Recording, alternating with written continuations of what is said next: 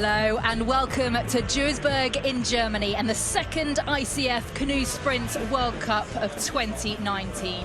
It's day 2 of finals racing and the last chance these athletes will have to go head-to-head with their international rivals from every corner of the globe before the World Championships in Hungary in August, where they'll be racing to qualify places for their country at the 2020 Olympic Games in Tokyo.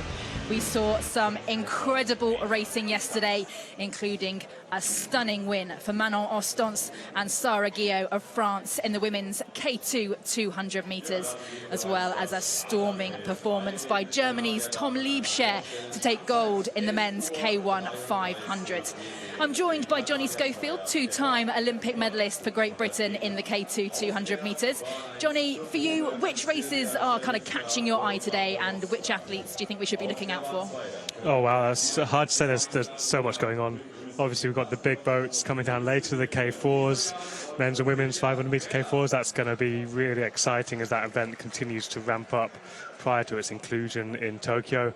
But we've also got some 200-metre racing in the K2s, which is quite close to my heart. But then we've also got some, massive rivalries in the C2 races coming up as well. And then the women's K1 500 is going to be a brilliant afternoon. Well, we will kick things off in just a moment with the final of the women's C2 500 metres. And we'll also have the K1 500 as well. That will be followed by the men's C2 and K2 1000 metres and the finals of the C2 and K2 200 before culminating with sprint racing's showpiece event, the men's and the women's K4 500 metres. The women's C2 500, they're lining up at the top of the course now, and what a way to kickstart the final day of racing here in Duisburg, showcasing the new Olympic event for Tokyo 2020 and a real opportunity to see what these athletes will have to offer come next year. There we have in lane 3 from Uzbekistan, silver medalists at the Under-23 World Championships in 2018. That's the Uzbekistan crew. Alongside them in lane 2 from Germany, Lisa Jahn and Ophelia Preller. They came 4th in Poznan last week. Can they make an improvement and break into the medals? That's certainly the boat to look out for. That's Canada's Laurence Vincent-Lepointe and Katie Vincent. Gold medalists in Poznan, world champions in 2017 and 2018. And alongside them, their rivals, Ma Yanan and Sun Mengya of China. Silver medalists in Poznan. They had a terrible start, but pushed Canada every step of the way. I'm expecting a big battle in those two centre lanes between Canada and China in lanes 4 and 5 today. Keep an eye out for that Russian pair of Kurach and Romasenko of Russia. China's Xu and Zhang also in lane 8. And I mention as well for the Hungarian pair, look for them in lane 6, Bala and Takac, reigning European champions in this event.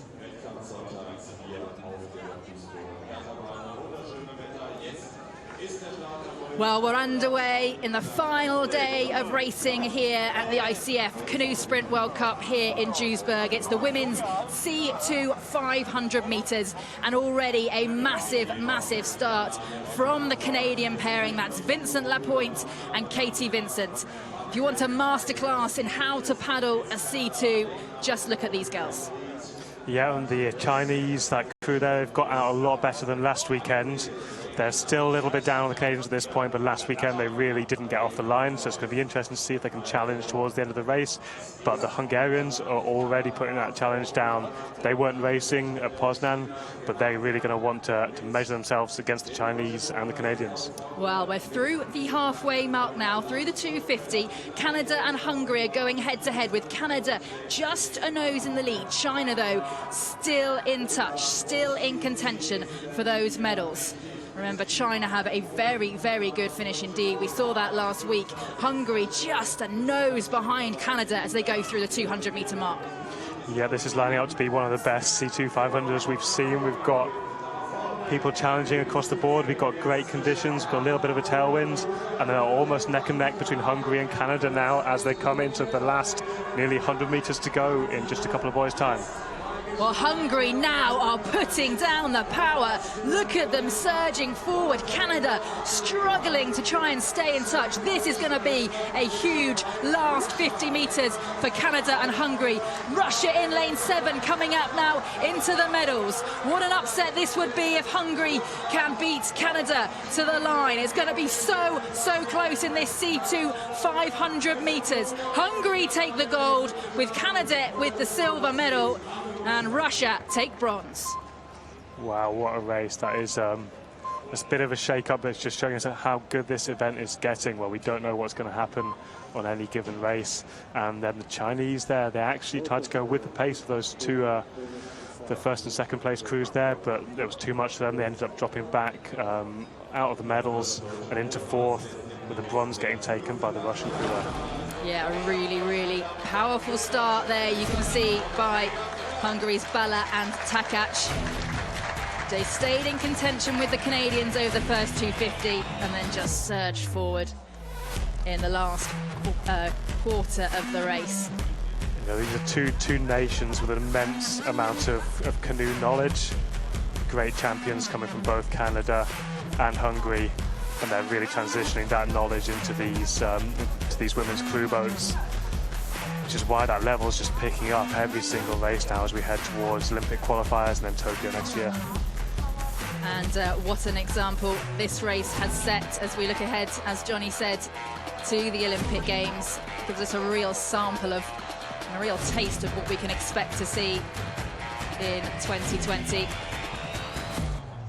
But a real upset there with Canada's Vincent Lepointe and Katie Vincent, the double world champions in this event, getting pipped by Bala and Takacs of Hungary. Really different styles, actually. You see the Canadians paddle both on the left-hand side, while Hungary have got one paddle on each side. And China, who had a fantastic start and have had some brilliant results here in the past, just slipping back into fourth. Well, Virag Bala of Hungary won gold in the C1 500 yesterday. Kincher Takacs won bronze in the C1 200, and they've come together today to pick up a gold in the C2 500 metres. 151.587. Just missing out on the world record there. That's pretty impressive in what are actually not that faster conditions this afternoon. It's early afternoon. It's wind swelling around a little bit. If they had a strong tailwind, I think the world record would have gone with that, missed up in that race. Yeah, Takacs and Bala just 1/10 of a second off the world's best time. And Johnny, we don't have a world record in canoe sprint, do we? We have a world's best time. Why is that? We have a world's best time just because of the variation of conditions, but you know, they massively influence the time that an athlete's able to do on any given day. So for me, it's still exciting though, seeing what's the best a canoe or kayak's ever done over a given distance. You know, you have to wait until the good days come along, but they do happen, and as athletes get better and better, we see those times improving, and those crews there were very close to the best C2 Women's 500 has ever been paddled.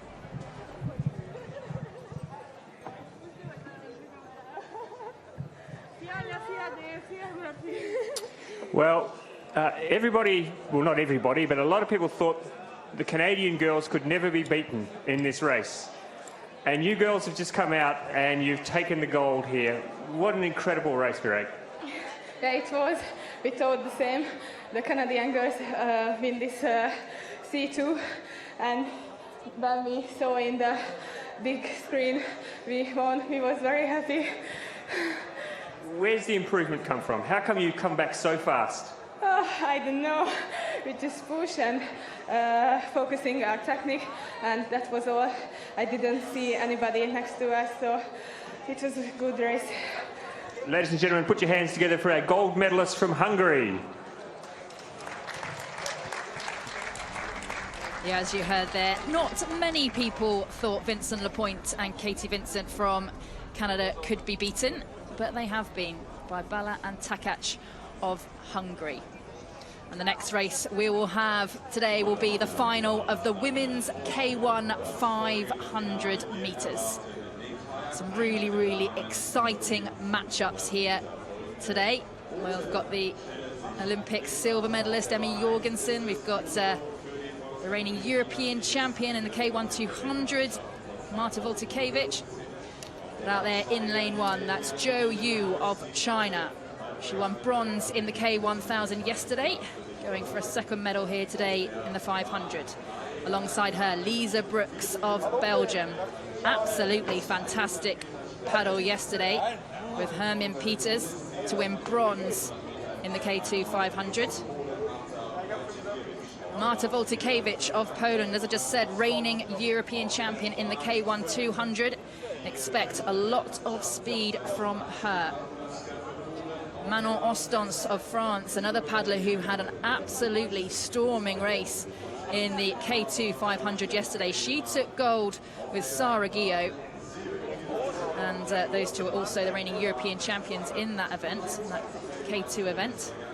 Second Polish athlete in this K1 500 meter final, Anna Pawlowska of Poland. She lines up in lane 5. Emma Jorgensen of Denmark in lane 6. She won gold in the K1 200 meters yesterday. And an Olympic silver medalist in this event at Rio 2016 at the Olympic Games. In lane 7 in that pink boat, Kira Stepanova of Russia. Much better known as a crew boat paddler. She's had a lot of success in the Russian K4. And was once a European and world silver medalist at the under-23 level in the K2 500 as well. Pernille Knudsen of Denmark will line up in lane 8. Fantastic for the Danes to see 2 Danish paddlers in this K1 500 final. And Linnea Stensels of Sweden in her boat, designed by Australian canoe paddler Bernie Wallace. Won bronze in the K1 200 yesterday.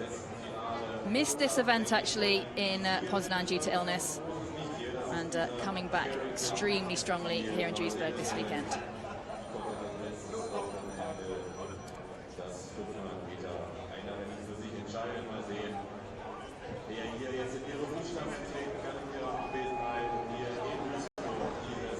And we're underway in the women's K1 500 meters. Everybody's got out the blocks nice and cleanly, but it is Marta Voltikevich of Poland who has the fastest start. Linnea Stensels going really, really strong in this near lane, though, in lane 9. Keep an eye out for her as well. Voltikevich in the pink boat. Fantastic start from her, Johnny. Absolutely, and then being pushed by Linnea, 2 great 200-meter paddlers there. Linnea not in the final last weekend, not able to do it through illness. She'll be wanting to go out and put a big marker down today, but she has a painful style of racing where she's going to go out and then see if she can hold on.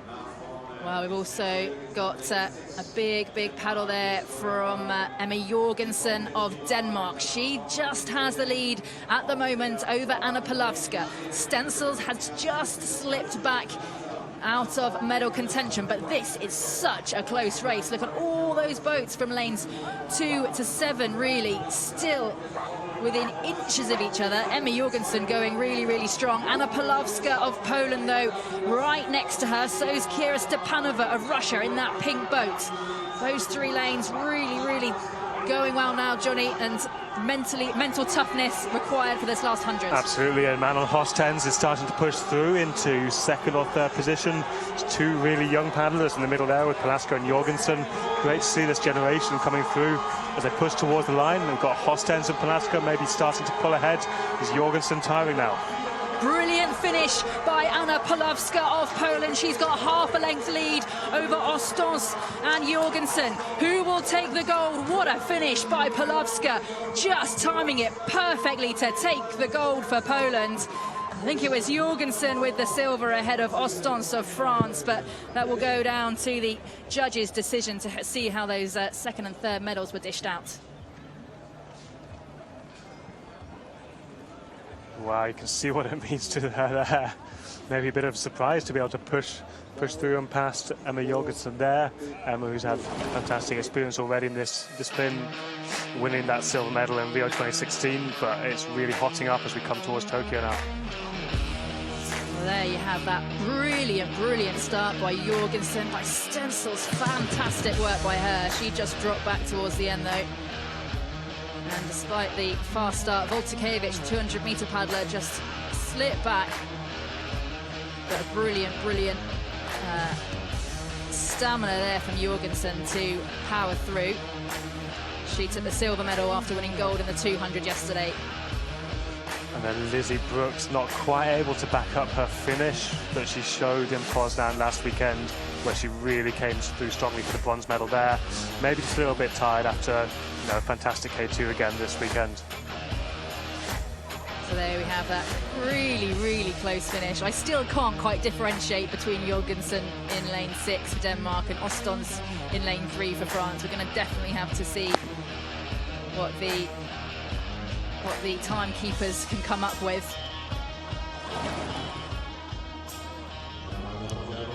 But with Palavska there winning silver at the World Cup here in Duisburg last year, this year she has gone one better to claim gold in the women's K1 500 meters.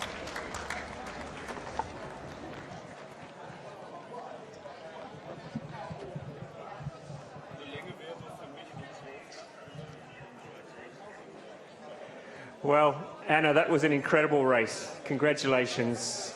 Winning a gold medal in a good field. Yeah, it's my first gold medal at the World Cup, so I'm very happy. And it was faster and hard race, but I win it and I'm happy. Did you think before the race started that you maybe could win a medal today? No, it surprised me and don't believe it. But I win it and everything is okay. Now I have a K4 500 meters, so I think I will be good too. Congratulations. Ladies and gentlemen, your K1 500 gold medalist from Poland, Anna Palavska.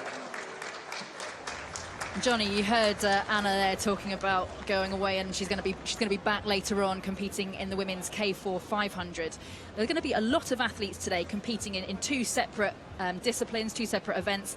How difficult is it to race your hardest in one event and then come back and race again just minutes later? No, it's incredibly tough. We'll just see the results popping up there. 1:48, so I think that's maybe a PB for Palavska.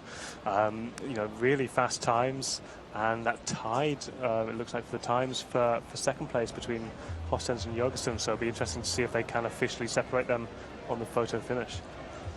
Yeah, amazing that you can have, after 500 meters, after 1:48, you can have an event that's completely tied by the thousandths of a second.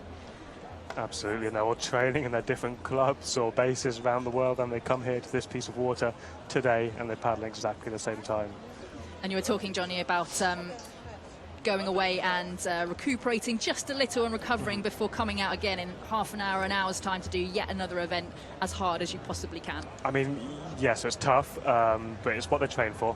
So they'll have been doing this kind of thing in training. The training's extremely tough and it gets you through these kind of competitions. And then the other thing is just when you're sat on the start line at a World Cup, there's no question you're going to give it everything, and that just brings it out of you. What I can say is they'll be extremely tired by the end of the day. Well, in just a moment, we will have the awards ceremony for the women's C2 500 meters. And what a moment this will be for the Hungarian pair of Balla and Takács to finish first and take the gold ahead of the really dominant, seemingly unbeatable Canadian pair of Laurence Vincent-Lapointe and Katie Vincent.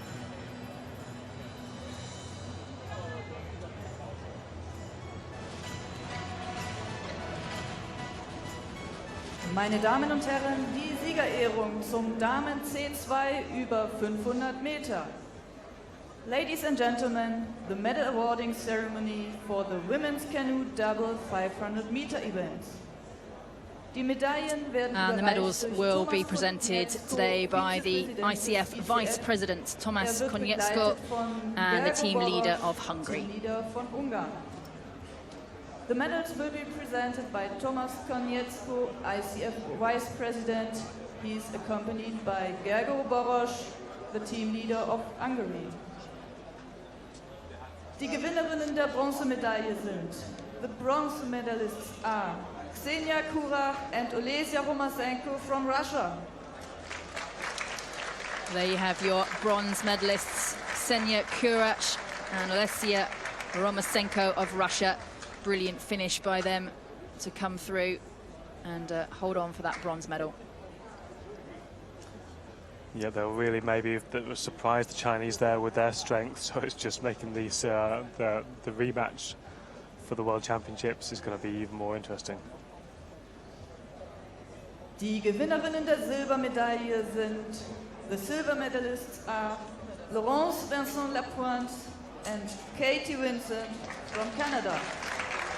Well, we don't often see that Canadian pair on the silver medal podium, but we did hear Laurence Vincent-Lapointe say last week she never takes a gold for granted. She never goes out expecting to win. She always surprises herself every single time. So, and perhaps this just goes to show that this dominant pair are beatable.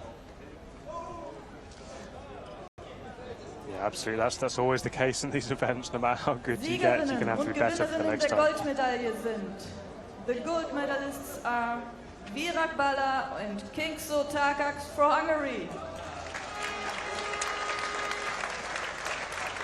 And there you have your jubilant gold medalists, Virag Bala and Kincha Takac of Hungary, winning the women's C2 500, just 1/10 of a second outside the world's best time. And for both of those girls, a second medal at this World Cup. Bala with gold in the C1 500 yesterday, Takac with bronze in the 200. 2019.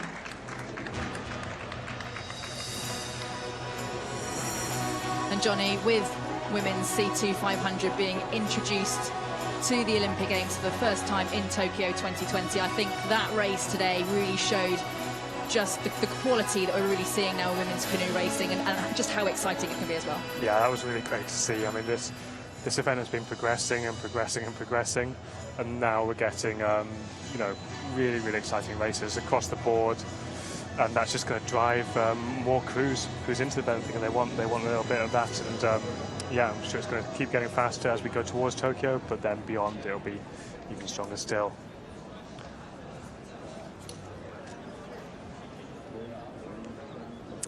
Well, in just a few moments' time, we will have the final of the men's K2 1,000 metres. And what will most likely be a rerun of that battle between the two German crews that we saw last week in Poznan. We've got Max Hoff and Jakob Schopf. They'll be going in lane 5, and alongside them, their teammates, but also their rivals, Tobias Pascal Schultz and Felix Frank. Yes, this is a pretty amazing field I think we've got assembled here. It's quite exciting to see. You know, we've got world record holders there with Cabellos and Pena. We've got the two German crews going to be fighting it out. You know, the Olympic champion Max Hoff in there, being backed up by Jakob Schopf. And then we've got a former world champion in this event from here in Cyril Carré in lane 6 there for France, pairing up with Etienne Hubert. Cyril winning that 2007 World Championships from the outside lane in a head-down race. You know, really surprised themselves that day. It's going to be interesting to see they're lined up there in the middle lanes next to the Germans. Can they give them a shock and kind of continue this it's a bit of a renaissance we're seeing with the French paddling over the last couple of weekends? And a moment ago, we saw the Hungarian C2 pair going very, very close to the world's best time, but you were quite surprised, Johnny. You said it wasn't actually the best conditions out there for fast times. What would we be looking for to get the best, the fastest times on the course? To get fast times, you need reasonably warm water, or water that's just known for being fast. There's something special in it, in its composition, its density. Duisburg is a water like that, so it's not that hot yet, but it does seem to run well. And then you need a tailwind, but at a level where the waves aren't picking up, that they cause excess drag on the boat. I'd say for the women's K1, it maybe got slightly better, and the wind's coming and going now, but it's looking fairly strong, at least down the last 200. So if that tailwind is indeed strong, as we're seeing from the flag on the buoy in the start area there, if that wind is indeed strong all the way down, then we could see some pretty hot times in the men's K2000 now, which will be great to see. It's always interesting to see who's good once the conditions get fast. And it's about 30 degrees Celsius out there at the moment. What's it like paddling in that kind of heat with the sun reflecting off the water as well? Yeah, I mean, it's tough. You generally want pretty good sunglasses out there for the glare when you're kind of warming up, but it is nice. You know, a lot of these athletes that are trained in pretty horrible conditions in their home countries over the winter at some point, that have pushed through all those days, and then it's actually to get out there on the start line in the summer. Being on the lake is the best place to be. Roasting up in the grandstand is maybe less good, but there's a bit of a breeze out there. You're getting splashed by the water. The sun's out. This is what paddlers really dream of racing in. Well, we're 2 minutes before the start now of the men's K2 1,000 metres. You can see just there the Spanish pair just paddling backwards a little bit. Johnny, why would a crew paddle backwards a little bit before the start? Yeah, so they're basically just checking that there's no weed that's been stuck on the rudder, so the person in the front steers these boats with a little tiller bar stick between his feet, which controls the rudder at the back of the boat. That is prone to picking up anything that's floating in the water, and that's obviously there's weed growing with the water warming up at the moment. So there may well have been something on there, or they were just, going through the motions just to make sure they weren't starting the race with that extra thing attached to their rudder and slowing them down. Well, we just saw there on the screen Australia's Riley Fitzsimmons and Jordan Wood, but they're in lane 1 representing Russia. That's Vladislav Litovka and Roman Anoshkin.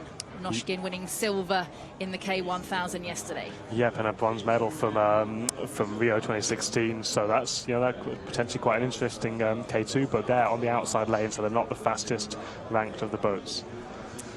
We do have Cyril Carré and Etienne Hubert of France in lane 6. You've already mentioned them, Johnny, real contenders in this one. Yeah, really interesting seeing those two get together. The French paddling well across the board. Let's see what they can do. There's really going to be the Germans going to be looking at each other. They're going to be going out hard again. For Frank and Schulz, is can they actually stay with the other Germans, the winners Hoff and Schopp from last weekend? Can they go out fast but also hold it?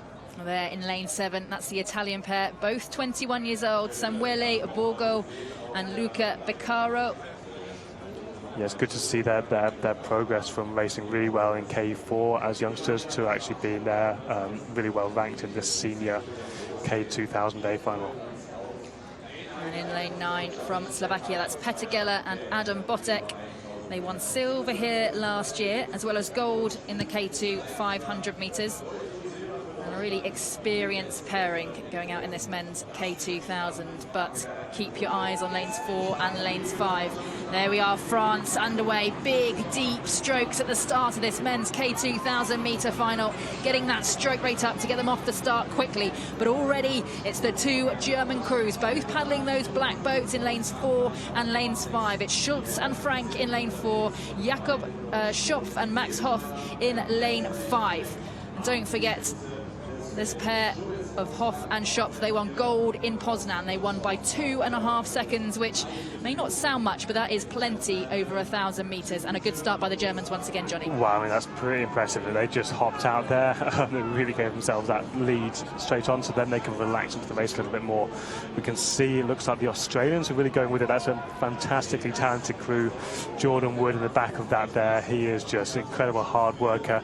He's just going to push himself into the ground all the way to the finish line of this race. Yeah, that Australian pair of Fitzsimmons and Wood, under 23 world champions back in 2015. Really pushing this field again, once again today. Wood and Fitzsimmons currently sitting in the silver medal position, just ahead of Germany's second crew, and it looks like Australia are moving up and closing ground on Hoff and Schopf. But don't forget this pair, the German pair, will have a big, strong finish. Absolutely, they know they can go out of this pace and they know they can survive it. So it's going to be interesting to see, are they just playing it a little bit cool in the middle of the 1,000 metre here as they go through the 500 metre mark? Are they just lengthening it out to give themselves a bigger finish? They are already pulling ahead of Frank and Schultz there, though. Well, Hoff, the stroke in the front seat of that German K2, 36 years old. Schopf just 19, so 17 years separating the two. Fitzsimmons and Wood of Australia just half a second down on Germany. Schultz and Frank of Germany staying in contention with their teammates. Absolute two legends in the boat there of the past, the current and the future in that boat. Absolutely fantastic paddlers they showed last weekend, and they're going to put a masterclass on as they come down the last 250 metres. They are through that 250-metre mark. Hoff and Schopf of Germany have a boat length now on the Australian pair, who can lift over the last 200 metres. We've got France coming through there. They're really coming through strong. There's a few crews. The Italians are still in it. As we pan out now and we see who's still up there. Yes, we've got Italy have pushed through, France have pushed through. They've both gone through, Australia and the second German crew. Oh, wow, we see Cyril Carré putting his head down. Look at that paddling. And what a finish we are about to witness. Carré and Hubert of France are closing that gap on Germany. Have they got enough space to take that gold medal? It's going to be extremely close. Germany are fading. France are still powering. Who will take gold? It's so difficult to differentiate between those two, France and Germany. It looked like France had the momentum. It looked like Germany was fading, but it looked extremely close on that finish line. What a finish. Have you ever seen anyone putting their head down and pulling so hard in the last 100 metres as Cyril and Etienne were there? That was fantastic. We've got provisionally results pushing them in the lead there, but we'll have to wait till those get ratified and we get the proper announcement. They're certainly happy with that performance, and Cyril's really, he's asking the question there. It is good, it is definitely good, but is it first? An amazing journey to see the different race plans that people have over 1,000 metres. Yes. It was Germany, Australia. For most of the race, we barely spoke about France, and then they were there at the right time, potentially for that gold medal. Absolutely, and we didn't speak about Slovakia, Italy. Australia were out there early on, looking like they're going to be contenders, and they certainly tested themselves. So you're going for your race plan, but it's also these World Cups. There's an element of just seeing what might be the best race plan for the bigger championships later in the year. The Australians had a brave plan today, which maybe didn't pay off, or maybe that's just where their form is now. They'll go and assess that and come back. But that was just absolutely brilliant to see. Cyril obviously really likes this race course. He seems to come alive when he's on it, and in that K2. Well, Carré of France is a former world champion in this event. He was pairing up with Philippe Collin back in 2007.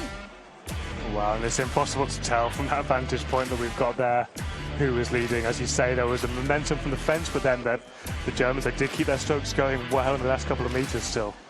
Interesting that Carré actually put his paddle down to brace as they went over the finish line, and I'm wondering whether that may have just taken the edge off their finish. We won't know until we see the final results. Yeah, I'd have to look at it again. That could well be, though, just the end finish of the lunge stroke, which, if you time it well, is the thing to do. You can see the finish line. It's somewhere between the little boy and then the yellow bigger boy behind it, but it's very hard to support as coming down. And they've been announced as the winners of this event. And they'll be extremely happy with that. Unofficially, they do look like the winners, but it looks like by just 1/100th of a second. Brilliant race by Carré and Hubert. Wow. Cyril, Etienne, that was the most incredible finish that I've seen for a long, long time. Did you think you could get there? Yeah. During the race, we try to focus on our boat, because on the right, Maxov was here, and we try to stay focused on the finish to give all on the race. When you crossed the line, did you think you'd managed to win, or were you not too sure?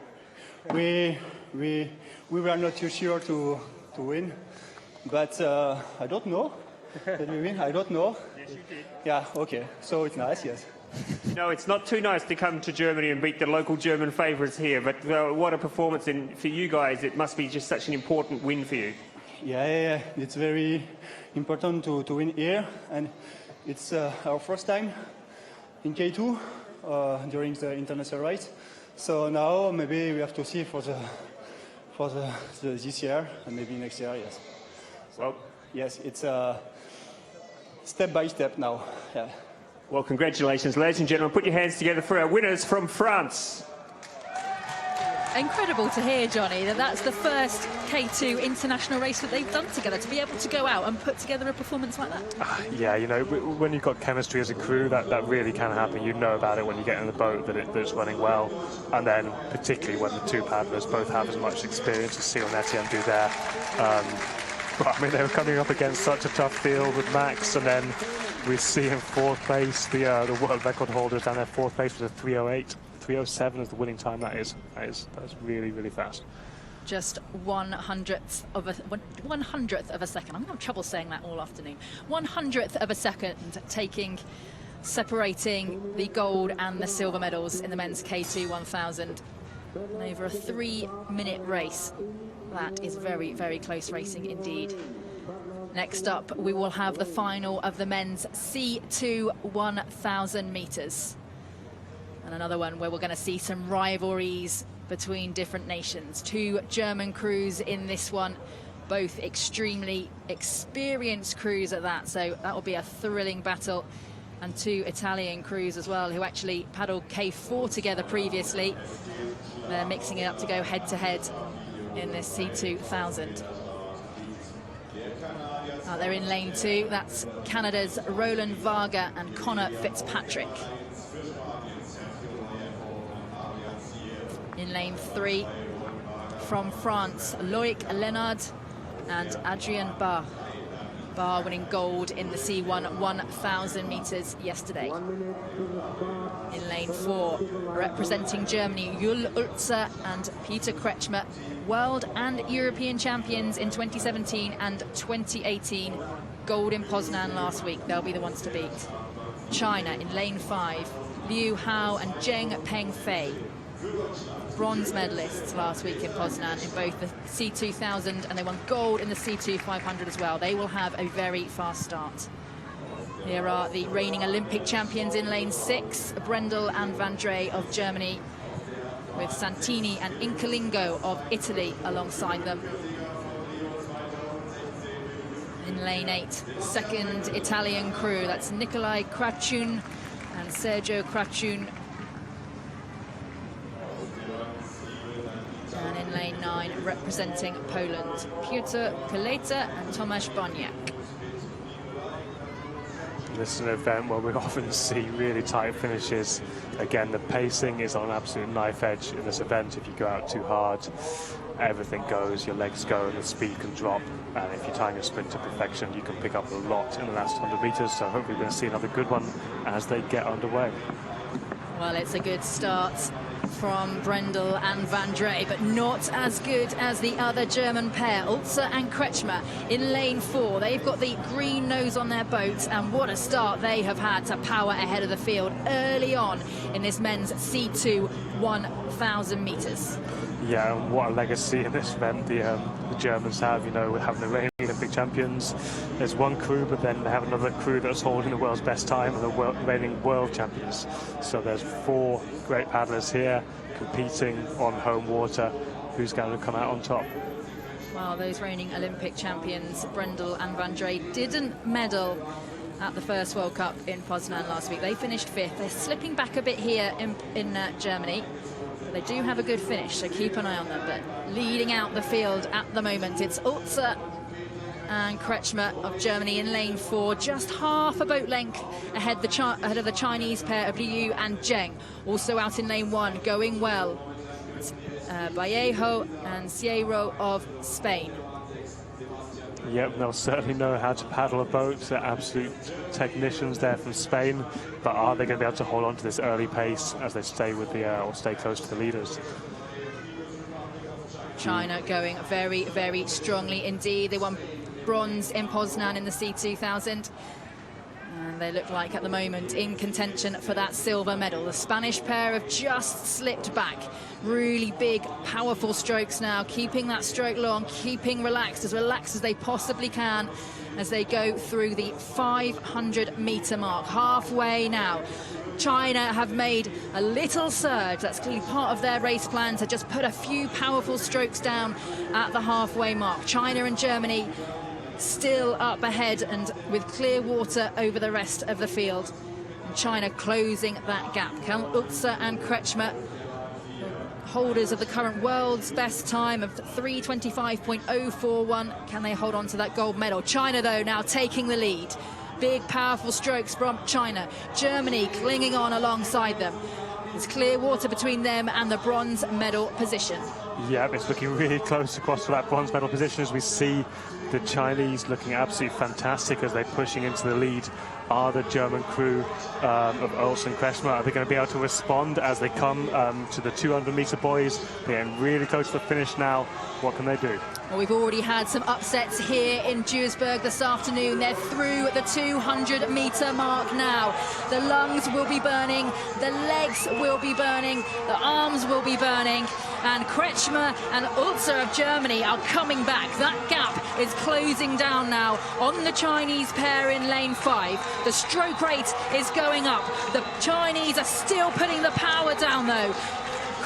Germany cannot close the gap on China at the moment. Less than 100 meters to go now in the men's C2 1,000 meters. What a finish by China there, stretching out this lead over the closing stages. Germany are slipping back. There's a huge battle on for the bronze as well, but China will take gold. Germany slip into silver, and it will be France, who have clearly had a fantastic finish to take the bronze.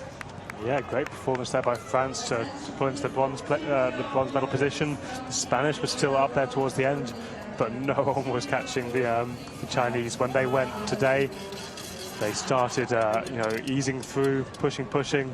Germans came back at them, and they had even more in the tank to respond to that. Really impressive, and they look like they were pretty hyped up for that one. Yeah, extremely pleased with themselves, the Chinese crew. That's Liu and Zheng. Bronze medalists in Poznan last week, and amazing that they can come back and beat the Germans, who were such clear leaders a week ago. Absolutely, and they did it really convincingly there. The Germans asked all the questions, and the Chinese had all the answers today. So here we are, you can see early on, Germany were the ones that took the lead. They were the favourites going into this one, the world and European champions, current world's best time holders as well. But all eyes on in the last 200 metres were on Liu Hao and Zheng Pengfei of China. Yeah, it's absolutely stunning that their conditioning was absolutely perfect, and then their race execution, I'd say, is really spot on. And really exciting racing as well. Once again, another surprise result, another shock result, that the favourites will go away again and ask questions of themselves and say, how can we answer that at the World Championships in Hungary in August? Yes, yeah. I mean, the German crew there, they'd have liked to go away with two from the World Cup Series, but that won't be the case. Sometimes that can be the best motivation you need, though, to progress in your training as you push towards your major goal for the year. And a word about France as well. We saw a moment ago in the K2000 that we didn't speak about. We didn't speak about Carré and Hubert for the whole race. And once again, the French pair, Leonard and Bach, just come through at the very end to take a bronze medal. Yes, I feel bad. We really didn't talk about them, but they were just. We had a relatively quiet race plan. They were just staying in the bunch. I'd suggest they were just sticking to the pace they knew they could do to execute their fastest race, whilst others around them were maybe pushing too hard at certain points. The French just executed their own thing, and that was the third fastest today. Well, Bach of France won gold in the C1000 yesterday, and he's added another medal to his collection with bronze with Leonard in the C2000. But there you have your gold medalists, China's Liu Hao and Zheng Pengfei. Yeah, it's going to be great to see what they have to say. They're really happy with that performance, and rightly so.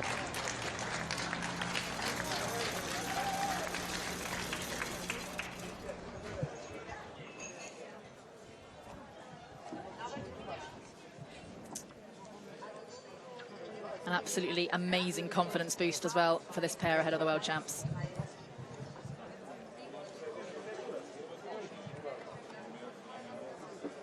That was a fantastic win for the boys from China. They were strong for the entire race. Congratulations on winning today. What does it mean for you to win here?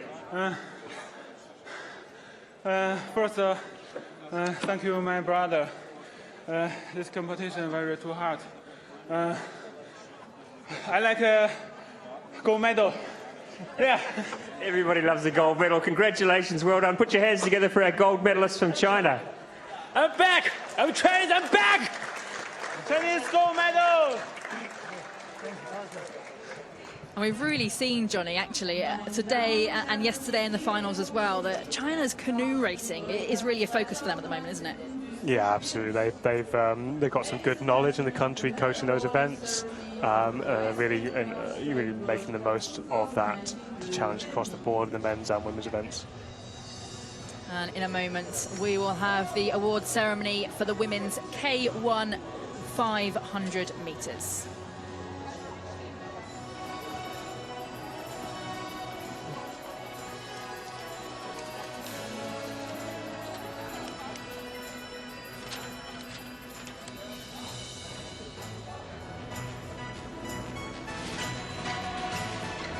Meine Damen und Herren, die Siegerehrung zum Damen K1 über 500 Meter.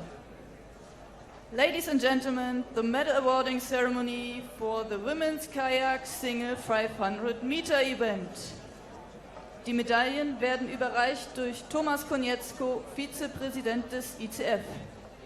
The medals will be presented by Thomas Konietzko, ICF Vice President.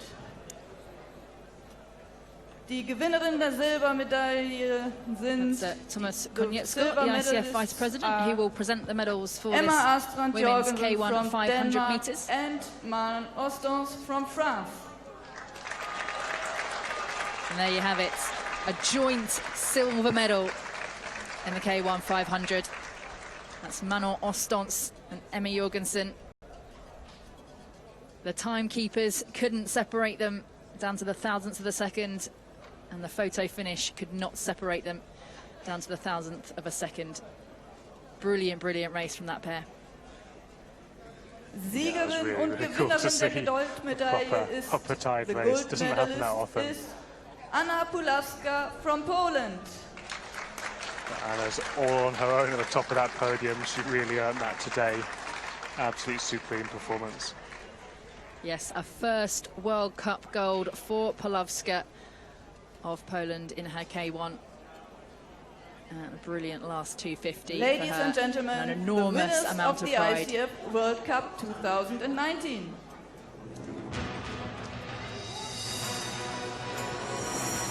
So these girls are going to be wanting to keep their training going through the summer, and then there's going to be some big names they're going to be racing against when it comes to World Champs. When we have perhaps Lucia Kozak from Hungary, and Lisa Carrington coming back into it. It's going to be really exciting racing with the young generation coming through. Yeah, absolutely. We saw Lisa Carrington of New Zealand take gold at World Cup 1 in Poznan last week. Didn't stick. Well, here we have the result of the previous race, the men's C2 1,000 metres, 3:25.394, the winning time for China. And just 0.3 of a second there behind the world's best time. Yes, it'll be interesting to see if these conditions carry on. They've just dropped a little bit in front of the grandstand now. The flag's hanging a little bit looser. But if the conditions do continue to prevail like this, we could certainly be seeing some really exciting times, particularly in the K4s, because these events are progressing so much. You know, it's been over the last few years, it feels like we've been seeing a best time every single time they've gone out. But first we've got the 200 metre K2s for men's, but firstly the women's. Yeah, next up, the women's K2 200, the fastest women on the water. And this is going to be a really, really, really furious, powerful and exciting final. And Johnny, K2 200 metres is your event. Why is it such a good event? Why is it such a great event to be part of? I mean, it was just a short enough event for me to that I could last it, so I really loved it from that. It was the shortest and the fastest of the kayak events. You know, you never know who's going to get out to a good start, because if you miss anything on that start, you're generally going to be out of the race. There's a lot of pressure on that. You see the highest rates, the highest speeds, and incredibly tight finishes. So it's great to watch, and it's good to see some athletes still competing in it, despite the fact that it's no longer included in the Olympic program. There you have in lane 4 from Austria, Anna-Roxana Lehach and Victoria Schwartz, finishing 4th here last year and picking up 6th in the K2 500 yesterday. Alongside them in lane 5 from Slovenia, Spela Ponomarenko-Janik and Anja Osterman. They've competed in 3 K2 events in the World Cup Series of 2019 so far, and they've picked up 3 medals so far. Hungary's Blanka Kiss and Esther Molchiner in lane 6. An under 23 pairing, exciting to see them paddling today.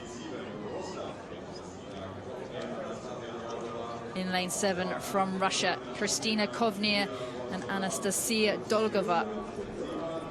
Both of these really accomplished paddlers. Dolgova, a silver medalist in the K2 500 at the Junior World Championships last year, paddling with Victoria Krupnova, and Kovnir, a reigning under 23 world champion in the K1 200. Alongside them in lane 8, a pair from Uzbekistan, and in lane 9, representing South Africa, Donna Hutton and Bridget Hartley. This isn't the event we normally associate with Bridget.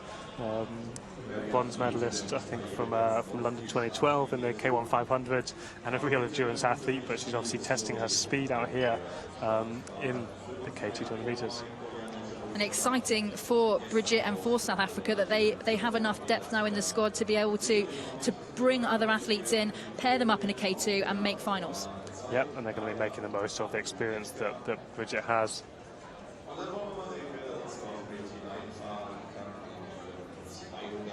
So Johnny, what is it? Well, if you were to give one tip to these crews ahead of the start of the 200 meter race, what is the one thing that you must always remember that makes a good K2 race or a good K2 partnership? Or just stay cool. It's fast and frantic, but what you actually need to do is make sure you're locking your strokes, make sure you're really executing well, and it's so easy to get get a little bit overstimulated as you come into these things and not take care of that execution. So if you've done the training, it will happen. Just got to stay calm in the moment. They're just being called into their blocks now. Lovely conditions here in Duisburg in comparison to last week's first World Cup in Poznan. Some fast times.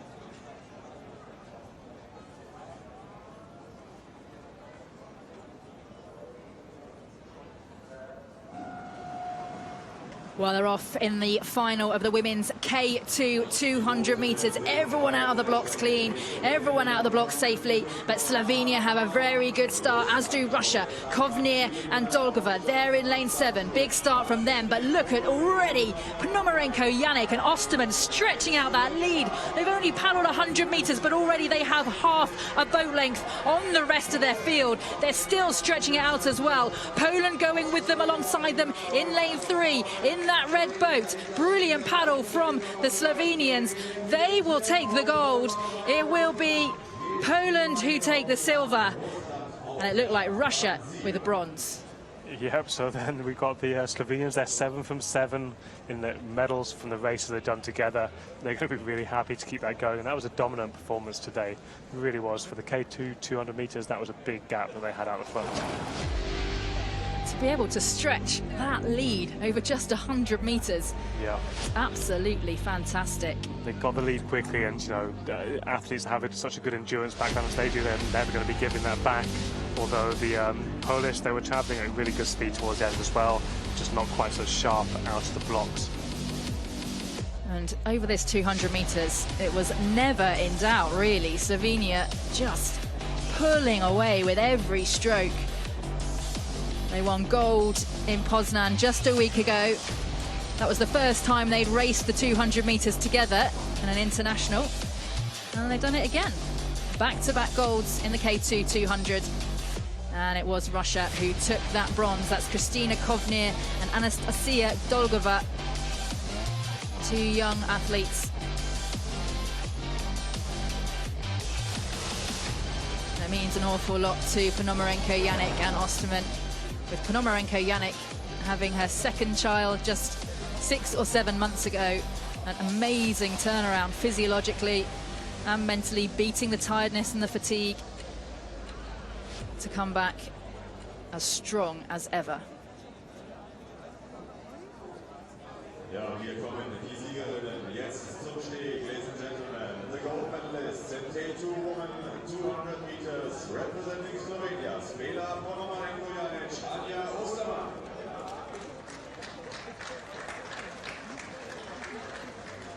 And a big round of applause here from the crowd lining the banks in Duisburg for the gold medalists. We've got some good crowds out here today. It's really nice to see good weather brings them out. Well, Spela and Anja, 2 weeks in a row, a gold medal in this event. Things are going very nicely for you. Yeah, 200, it's a really nice race. We enjoy racing it and it's a lot of fun. It's our extra discipline because we couldn't do K1 and K2 because this is my last race before World Championships. So this was our practice and it was really good. But we still have a lot of improve in like our K2 and my performance in K1. So hopefully until World Champs we can do even better than this. Did it feel different this week to last week? It was a little less bumpy, but the pedaling wasn't perfect. But like I said, I enjoy racing. I'm so grateful that I have my mom and my husband helping me with kids, so I can be here and do what I love the most. Well, we're very grateful for them as well, because otherwise we wouldn't get to see you win another gold medal. Ladies and gentlemen, your gold medalists from Slovenia, Spela and Anja. Oh, how fantastic for Spela Ponomarenko Yannick's family, for her children to be able to see her performing so incredibly well. How proud they must be. And Spela was saying there, Johnny, that there's a big stretch of time, a few weeks ahead of the World Championships. But first of all, 36.477, that winning time for the women's K2 200 meters. A little bit off the world's best time pace, but nevertheless, brilliant result from them.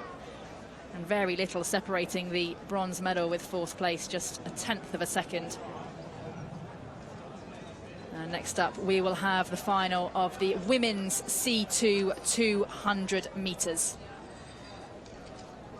And Johnny, we just heard Spela say there that there's time between now and the World Championships. It's about 10 weeks for her. It's really important to perform today ahead of that one, looking ahead to those World Championships and Olympic qualification. What would, for you, for example, what would that stretch of time really look like? How do you prepare? How do you go from peaking now at a World Cup to peaking again in 2.5 months?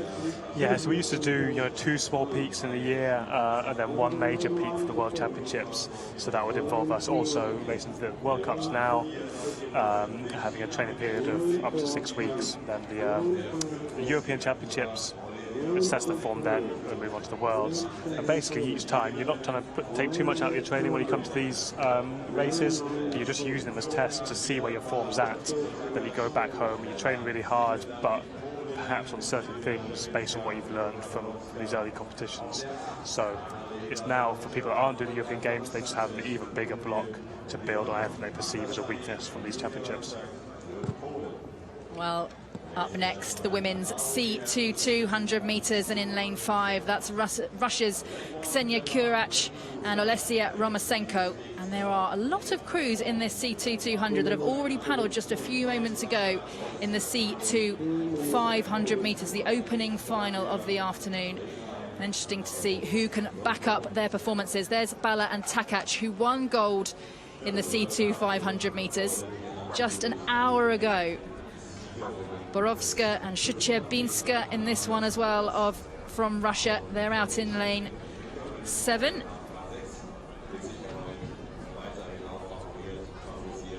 In lane 8, representing Colombia, that's Anna Leydai Daza Ochoa and Manuela Gomez Sanchez.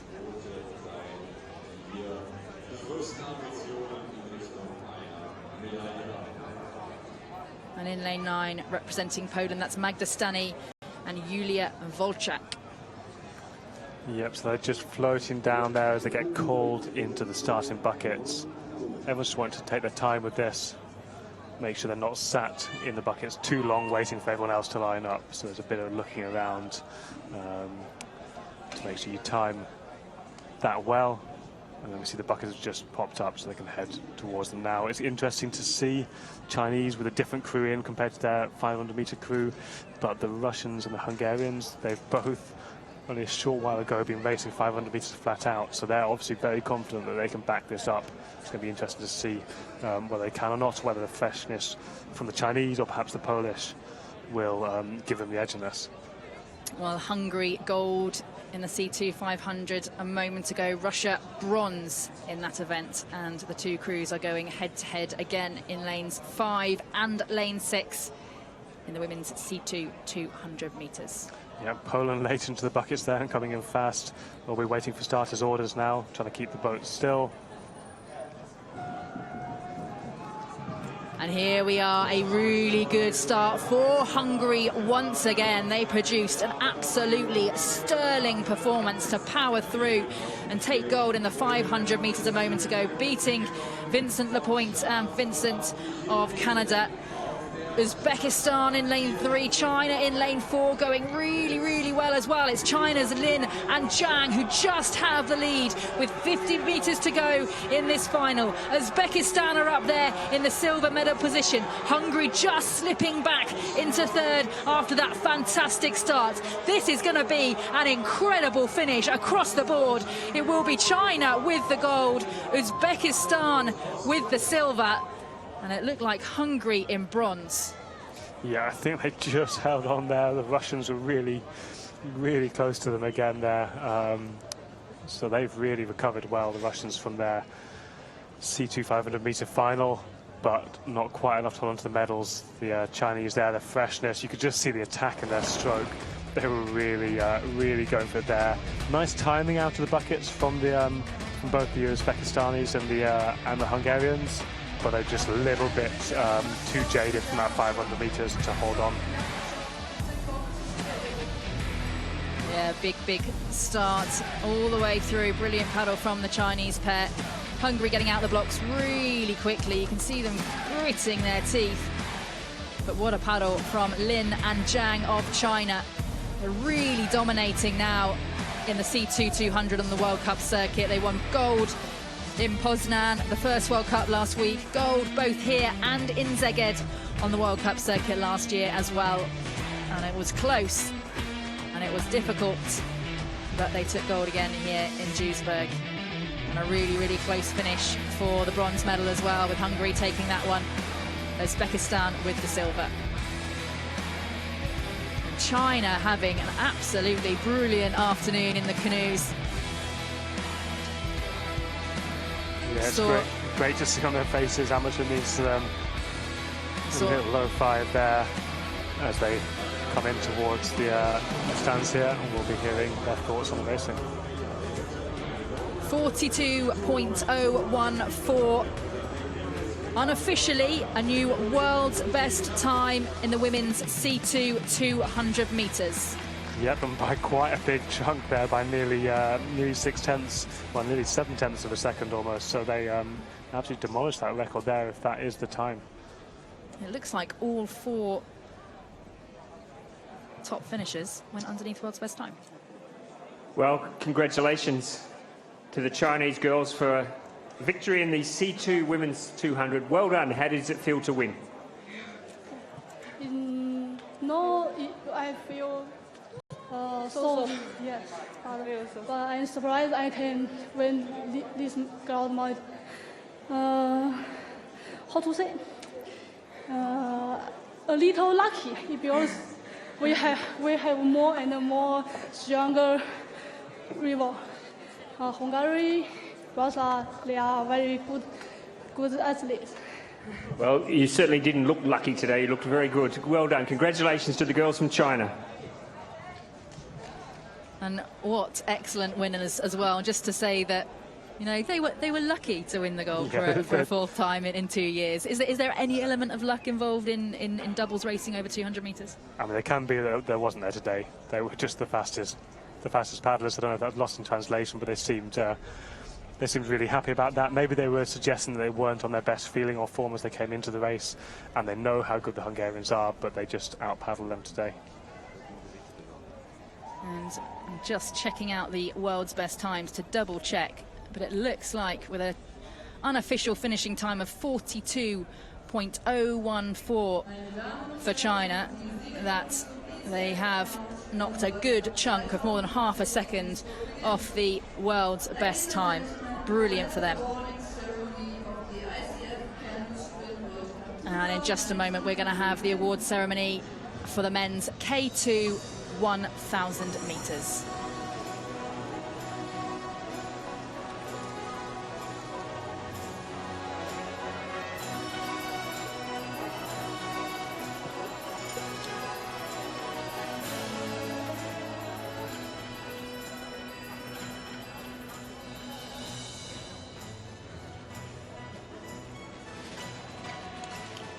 Meine Damen und Herren, die Siegerehrung zum Herren K2 über 1000 Meter.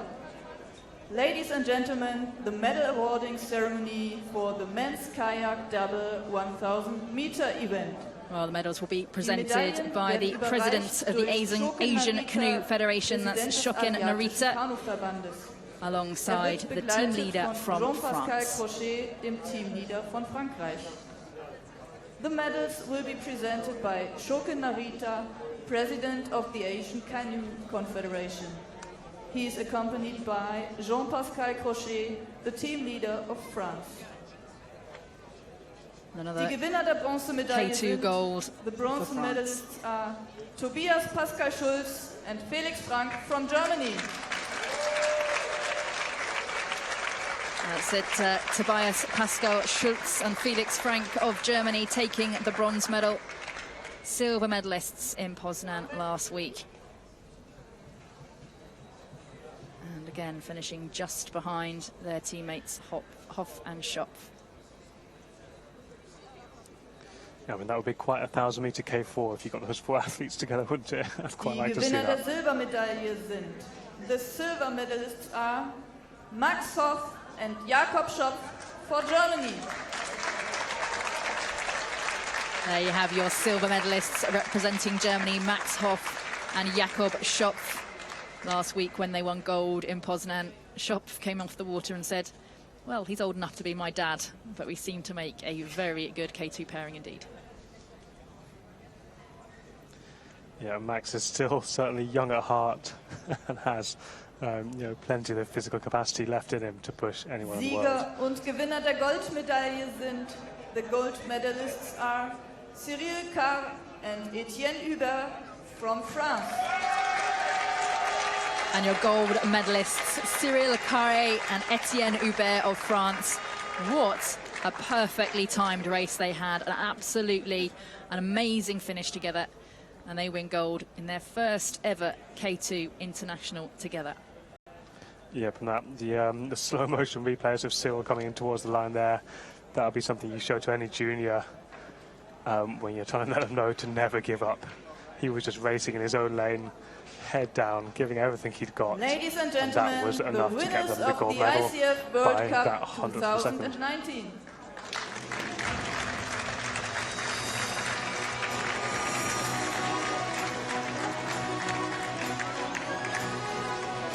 We see that slow house what I'm talking about could not be putting more of himself into each stroke and being backed up by Etienne Hubert as well, absolutely expertly. And Johnny, yesterday we saw Manon Ostons Saraguillo take gold in the women's K2 500. Really classy performance from start to finish by that pair. And again, France coming out to take gold here in the men's K2000. We're really seeing France stepping up on the world stage, aren't we, across the last two World Cups? They've taken a lot of medals. Yes, absolutely. Across the board, they're just converting some of the opportunities and really making the most of some of the talent of the great paddlers they've always had. They've always been a strong nation. They've got You know, an immense, you know, number of paddlers, number of clubs with a lot of knowledge in them. They just seem to be putting it all together, you know, this year, as, you know, maybe that is part of pushing towards, you know, the Paris Olympics in 2024. But to be honest, a lot of these paddlers, they've been around for a lot longer. They've just been looking 1 year at a time, and it's great to see them really get things together. Well, next up, we have the final of the men's C2 200 metres. And this one, despite being removed from the Olympic programme for Tokyo 2020 to make way for women's canoe racing, we've got some real quality in this field. We've got the reigning European champions, the Russians. We've got some gold medalists from Spain as well. But in lane 1, representing India, that's Gaurav Tomar and Sunil Singh Salam.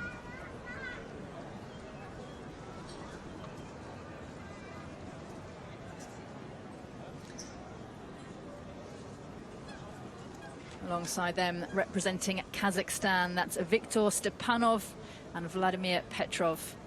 Stepanov finishing 4th in the C1 200 yesterday. He'll be certainly looking to go one better and break into the medals in the doubles.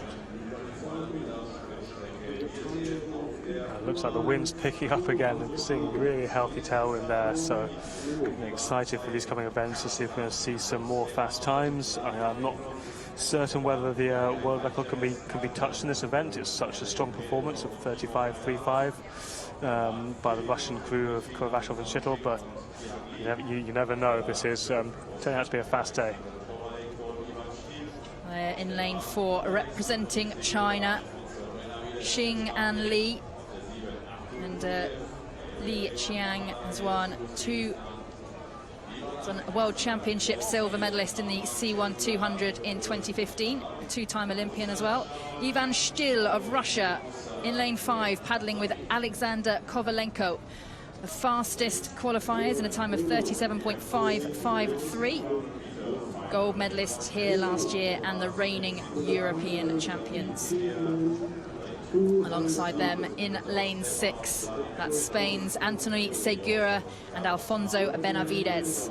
Benavides winning silver in the C1 200 yesterday. Segura finishing 7th, and they're now teaming up in the K2. Alongside them in lane 7 in the white boats, hats on backwards, that's Artur Gulyev and Eleiron Mamadaliev of Uzbekistan.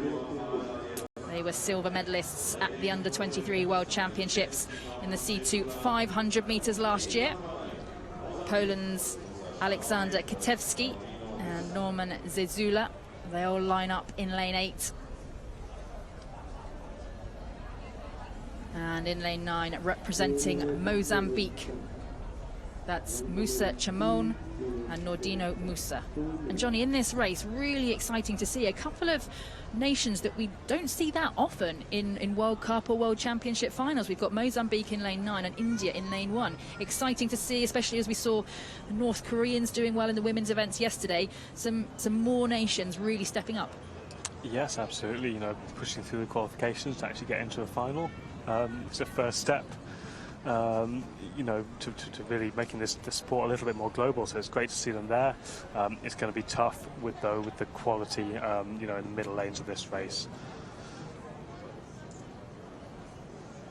A couple of minutes away from the start, as we were saying, the C2 200 was removed from the Olympic programme and won't be appearing at Tokyo 2020.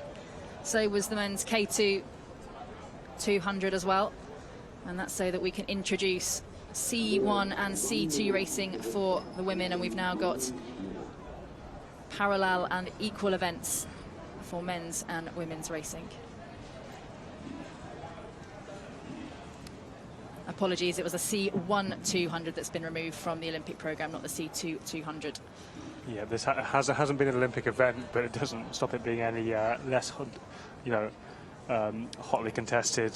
We do have that world record holder in the boat here in the middle lanes, but with a different partner.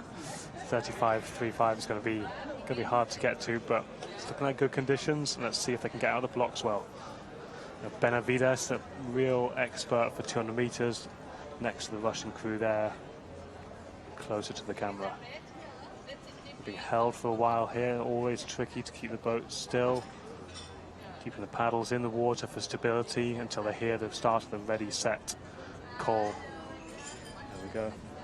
Well, they held them there for a while. The Russians really have popped out well. Underway here in the final of the men's C2 200 meters.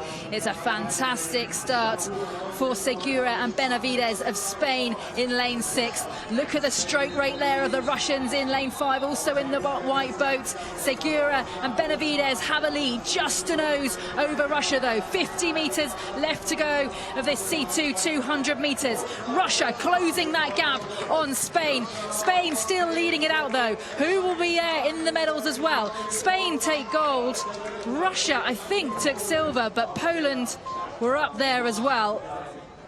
And that's another one that we're going to have to go and have a look at the judges' decisions and the photo finish. But a brilliant, brilliant win for Spain in the men's C2 200 meters. Yeah, the Spanish certainly don't need to look at the photo finish. They're pretty happy about that. Great performance, actually, a really well-timed lunge as well, which just sealed it. They shot their boat across the line, leaned back on their paddles, and yeah, they knew they had the win. What a great feeling. See them just reacting well to the movement of the bucket, no movement before the go. Nicely done. At the start, would you wait to see the bucket drop, or would you wait to hear the beep? Always depends kind of on what the start bucket system is, whether it's moving a little bit of a delay to the sound, or whether the starter is pressing the button so quickly that you're almost having to anticipate it. The starts this weekend, I think, in Duisburg have been really well controlled. We haven't seen too many false starts. The equipment's really good, so generally you just be listening to starters' orders, and then just as soon as you see the bucket start to move, you're ready to go. What a lunge there by the Polish crew to come through and take bronze. Perfectly timed by them. But a big, big race and a really important gold medal for the Spanish player. That's Segura and Benavides. Benavides with the silver medal in the C1 yesterday. He adds the gold to his collection. And you can really see just how important it is to them, especially with Russia going so close the whole way down the field. Absolutely. I mean, a lot of experience in the Russian boat there. I did expect them to come back, actually, the Spanish, but Segura and Benavides, they really held on perfectly strongly. They were never actually challenged towards the end of that race. Well, 35.739, the gold medal time for Spain in the men's C2 200. A few tenths of a second off the world's best time, but a brilliant performance nonetheless. Yeah, I mean, that's a pretty strong performance, I'd say. That really is good. It's nice to see crews still really attacking this event.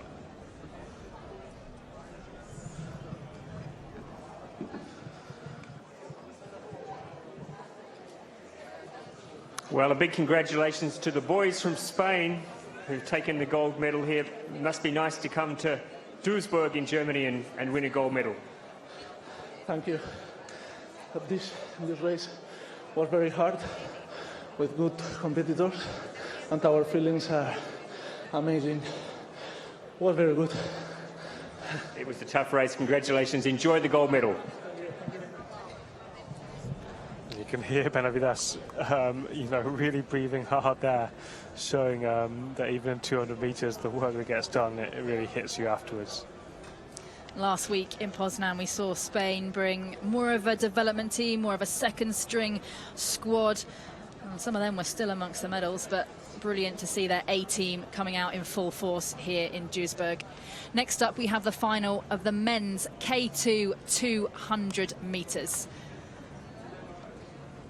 And this is one that I can confidently say will not be in Tokyo 2020.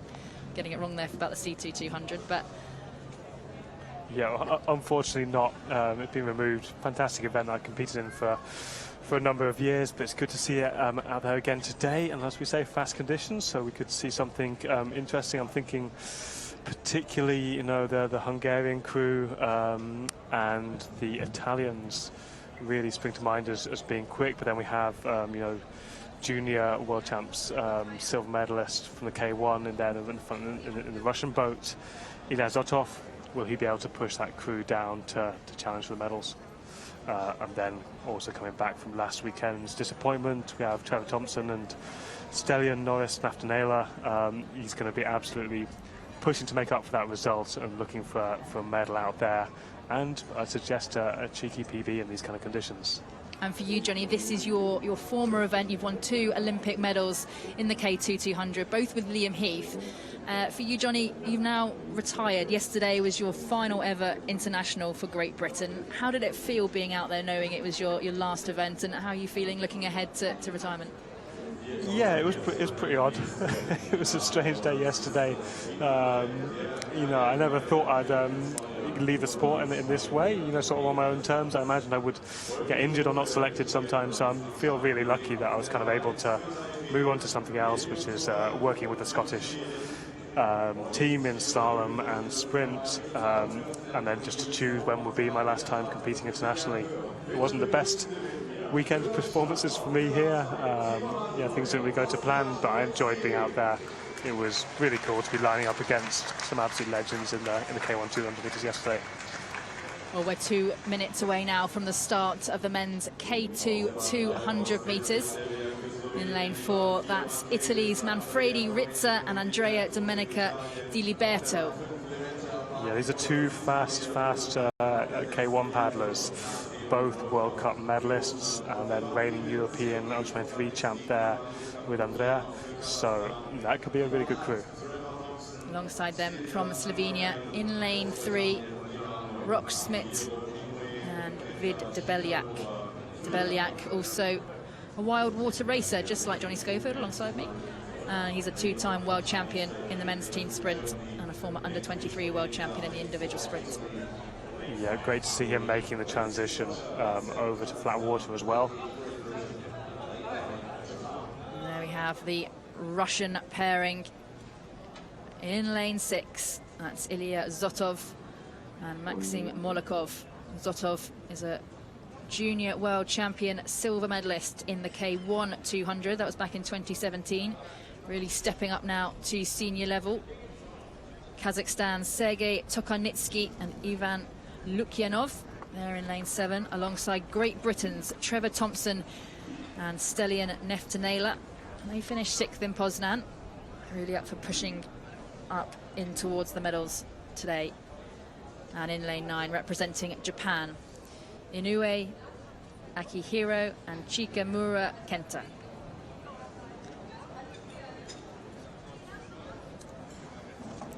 So you see everyone coming into the starting buckets now. The Hungarians coming in last, making everyone wait a little bit, but they're all going to be ready to go in just a few seconds with that healthy tailwind still prevailing, so we could see a nice fast time today.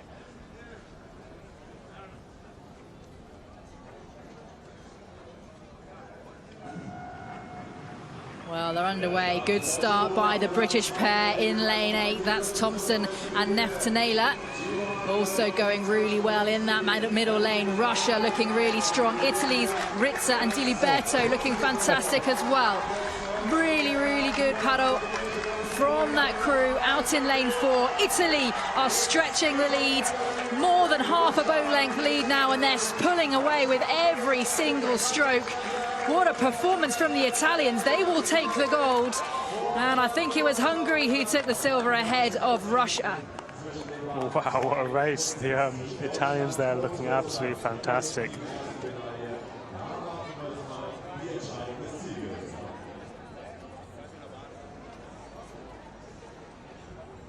Yeah, that half a boat length the lead after 100 meters. Really, really strong performance from them.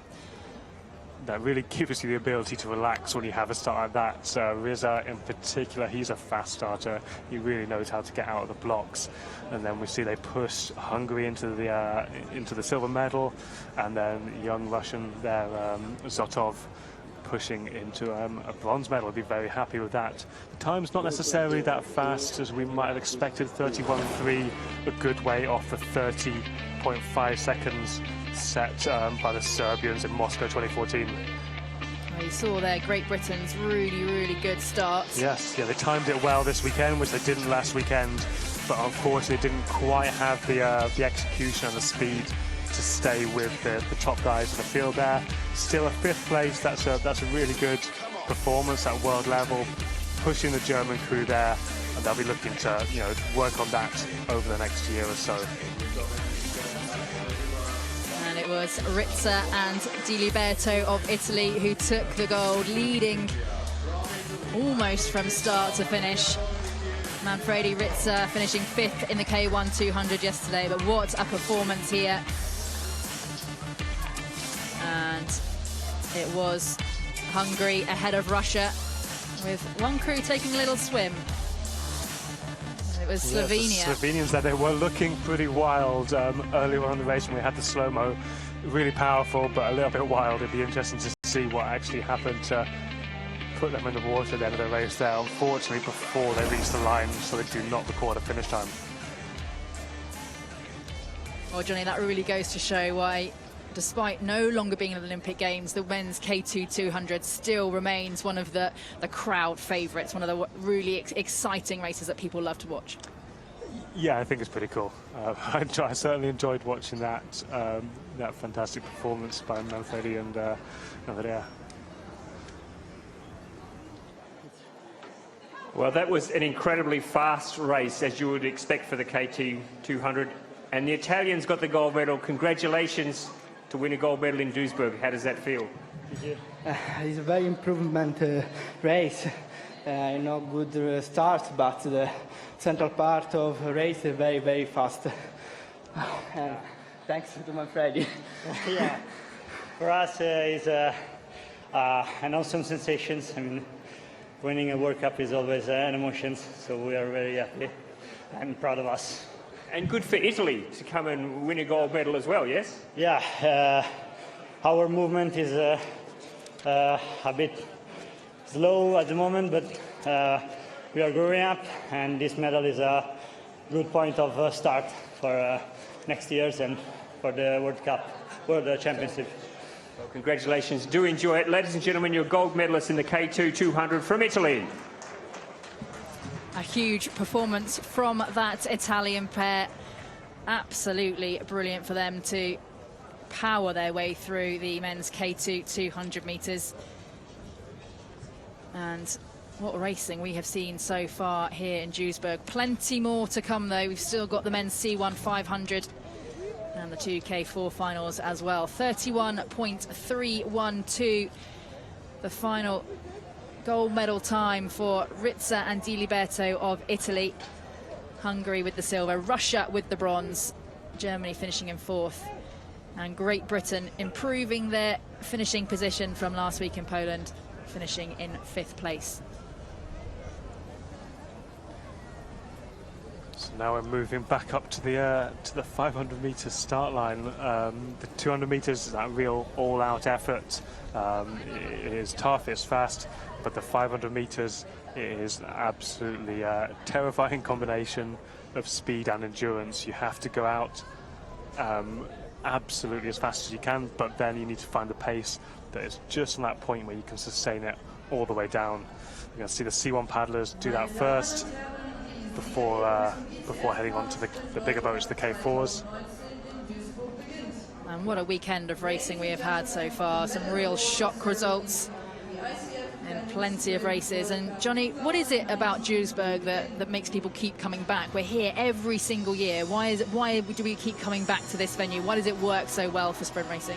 I mean, we keep coming back because they keep putting the competitions on, but all the athletes are very happy that they keep putting the competitions on because it's a great place to race.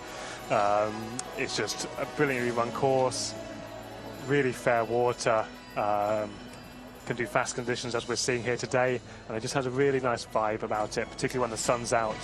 You have the boat sheds over on one side of the course, so all the athletes that are preparing for their race, they can all keep an eye on the course, see people racing past, support their teammates, and then you have a big grandstand full of people over on the other side, which is great to see. Well, we now have the medal ceremony for the women's C2 200 metres. For the women's canoe double 200-meter event. Die Medaillen werden überreicht durch Jürgen Joachim. Er ist der Leiter des örtlichen Organisationskomitees.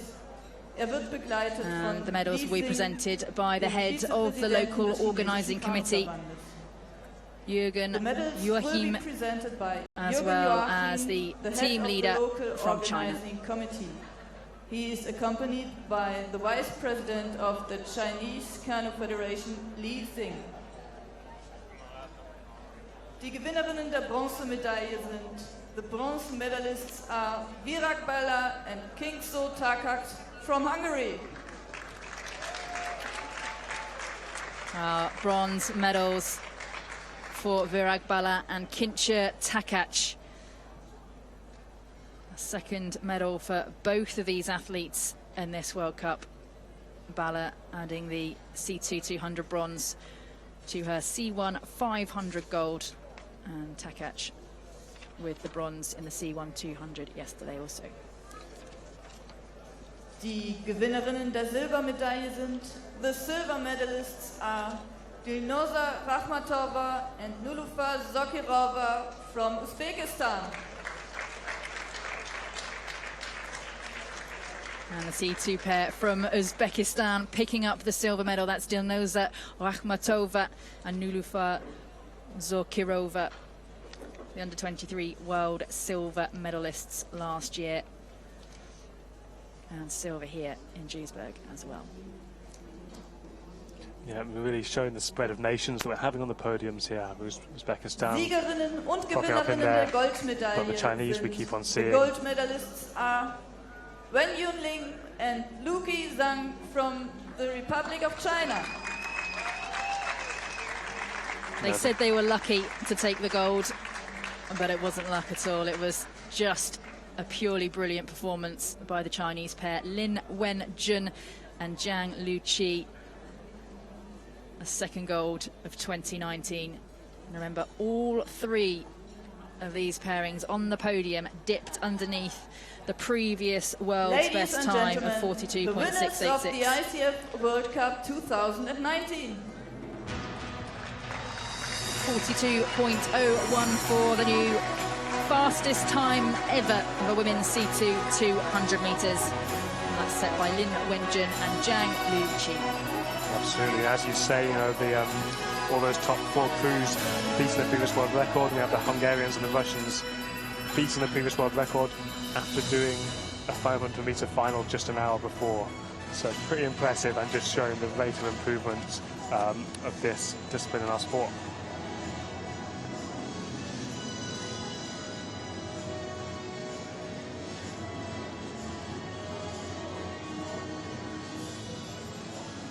Well, next up, just 3 races left to go, but next is the final of the men's C1 500 metres. And although this is a non-Olympic event, plenty of top names, plenty of very familiar names lining up in this C1 500 metre final.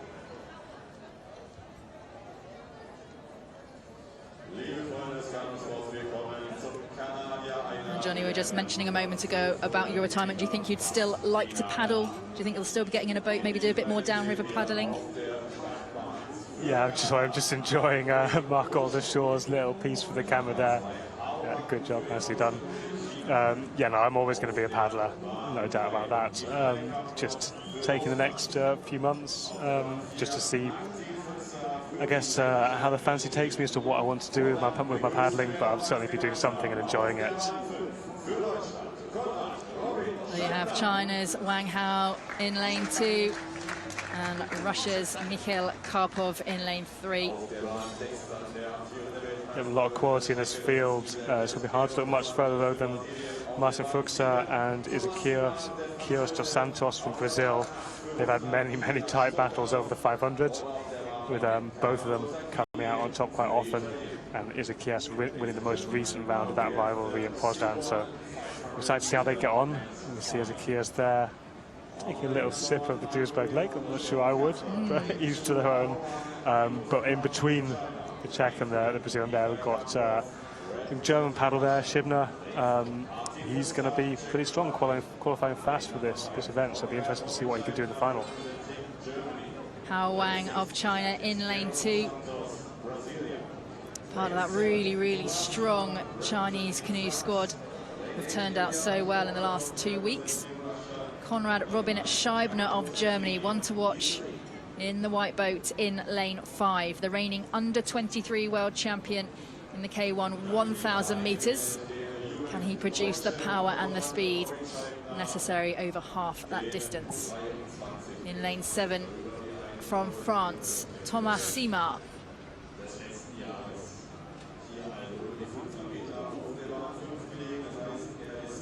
Boats lining up, ready to take their places in the buckets. Ilya Shtokolov representing Russia in lane 8. He finished 9th in Poznan last week. Martin Fuchs, Johnny's already mentioned him, from the Czech Republic. He'll be in lane 4. The reigning European champion in this event, and also holds the current world's best time, 1:43.669. The time that he and his competitors will have his eye on. Yeah, that's a scary fast time. That really is. Carlo Tacchini of Italy will be in lane 9.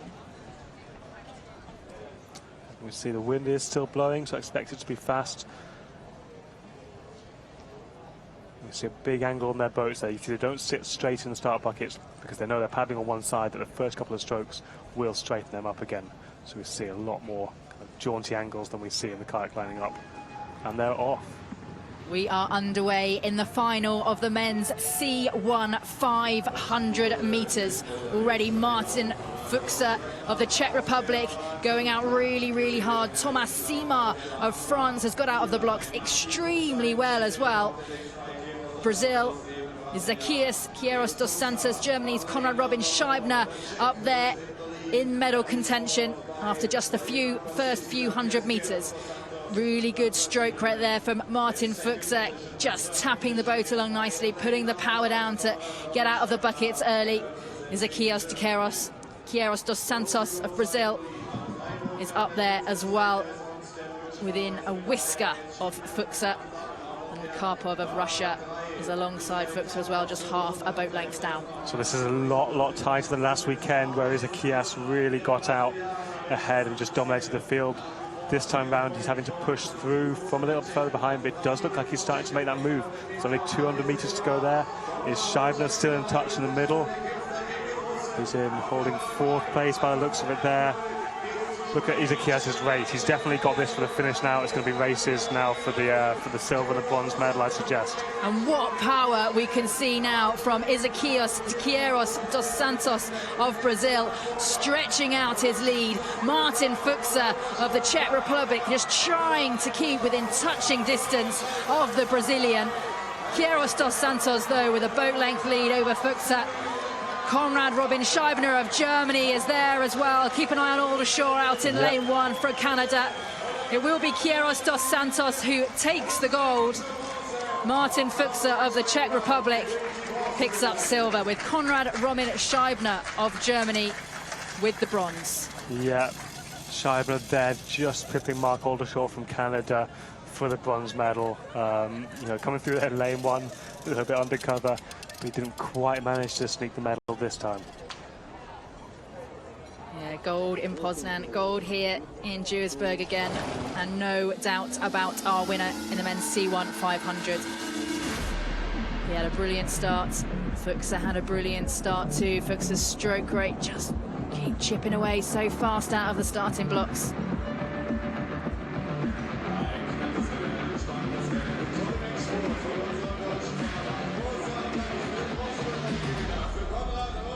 Big paddle from Fuchs as well, doing fantastically well there, taking a second silver in a matter of just a week.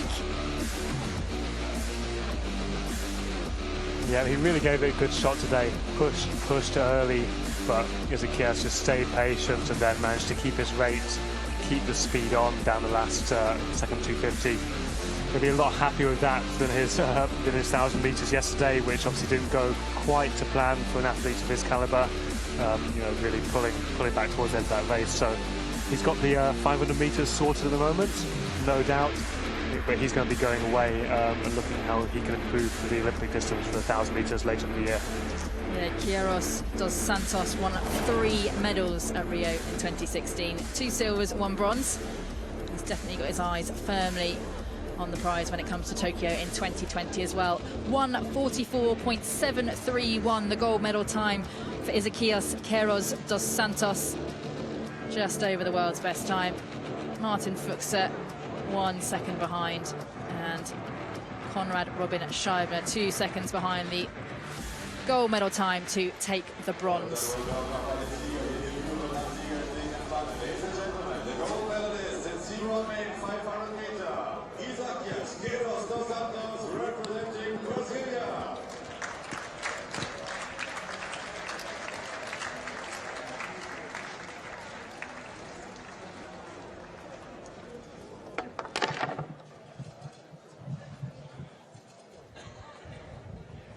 Ezequias, another gold medal. How do you feel? Prova foi bem pesada. Medalha de ouro sempre é bom para o atleta.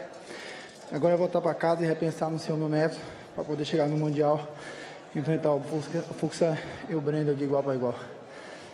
Obrigado. Thank you. Ezequias Quiros dos Santos, back-to-back gold medals in the men's C1 500 metres. Fuchser of the Czech Republic with the silver, Scheibner of Germany taking bronze. And Mark Aldershot, a really experienced Canadian paddler, stepping up to finish 4th. Thomas Sima of France finishing in 5th. But next up, we have the final of the women's K4 500 metres. This is the one that people want to be in, the one that people want to watch. It's the showpiece event. It's fast and it's furious. The precision and the power required for the K4 500. It's absolutely incredible. Yeah, this is an event that's been established in the Olympic program for a while now, but it still seems to be, you know, really improving, particularly in terms of the number of nations that can challenge any given championships. It just seems like there's more and more crews constantly coming into the mix, making it much more exciting across the board, but also making it harder to predict. And Johnny, you raced K4 for Great Britain last year, having previously paddled mostly in the K2. What was your biggest challenge from making the switch from K2 200 to K4 500?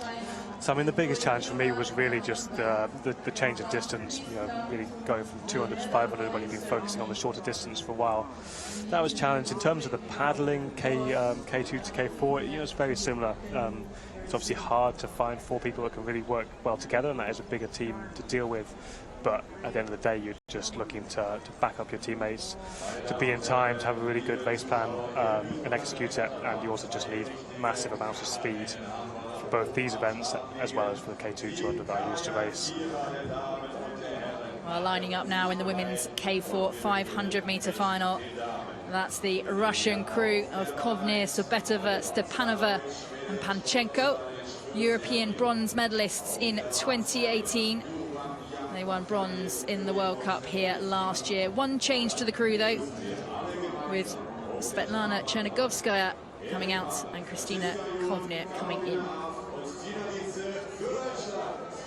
Yeah, they're going to be an interesting crew. I think the Poles have looked incredibly strong this weekend, though, so they're going to be really ones to watch.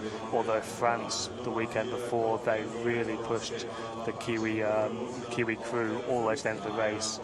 France have been having a great regatta so far, so I would not rule them out.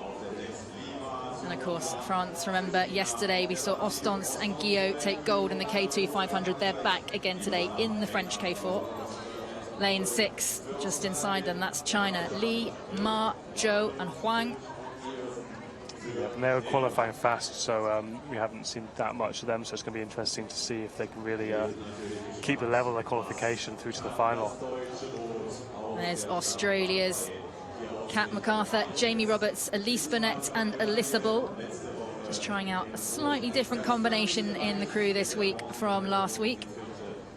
Bit of an improvement here to be making the A final. And alongside them in lane 9, that's Denmark's Jorgensen, Langelund, Funk and Iversen. Yep, so we see then Jorgensen doubling up from doing the K1 500 meters a little bit earlier today. But Pernille Knudsen is not in that crew, so we've only got one athlete, I think, doubling up from that event at least. Yeah, Jorgensen with a silver earlier in the K1 500 and a gold as well in the K1 200 yesterday. So we see them coming to the bucket. It looks like the conditions are flattening out a little bit. We see a lot less wind up there at the 500 meter start. And there's a bit of a dead spot, and I'm looking up the course now between the 200 meter and the 250. So perhaps they're not going to be really pushing that Hungarian world best time.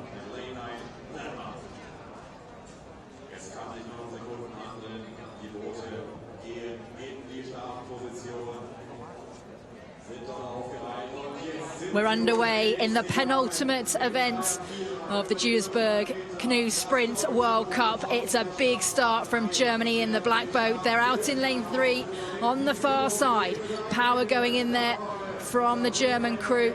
World silver medalists back in 2017, and so much quality, so much experience in that boat.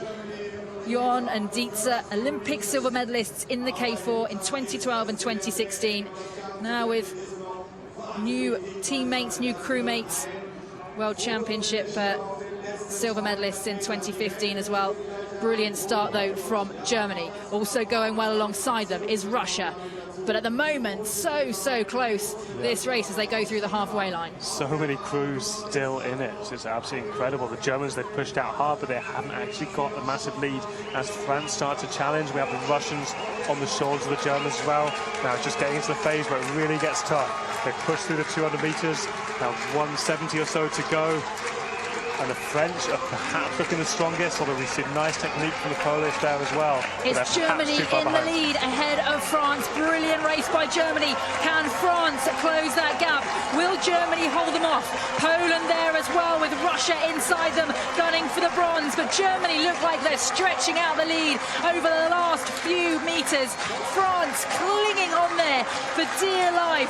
It will be Germany with the gold. France takes silver, and Poland finishing with the bronze medal in the women's K4 500 meters. That was a great race across the board. No one really got away.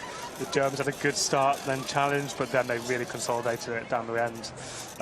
Maybe that experience, really coming in there of how to race the K4 500 meters. A really big improvement in just a week from the German K4. That's Hering, Pradler, Jon, Aft and Dietze. They finished 4th in Poznan. Gold medal today for the Germans.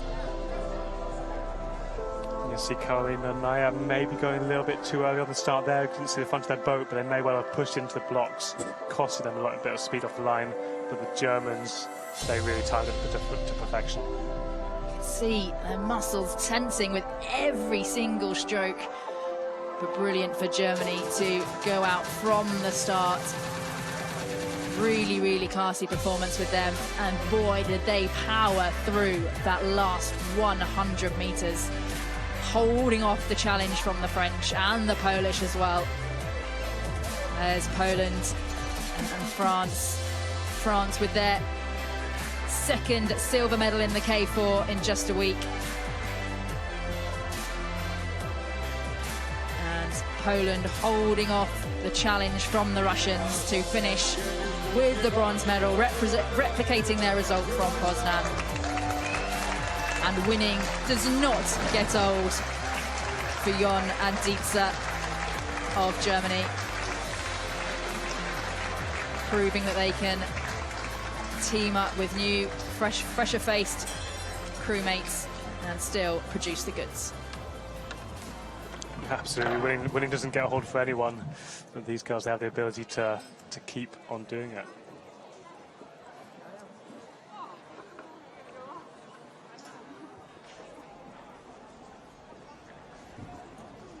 Meine Damen und Herren, die Siegerehrung zum ICF Kanu Sprint World Cup 2019 in Duisburg beginnt.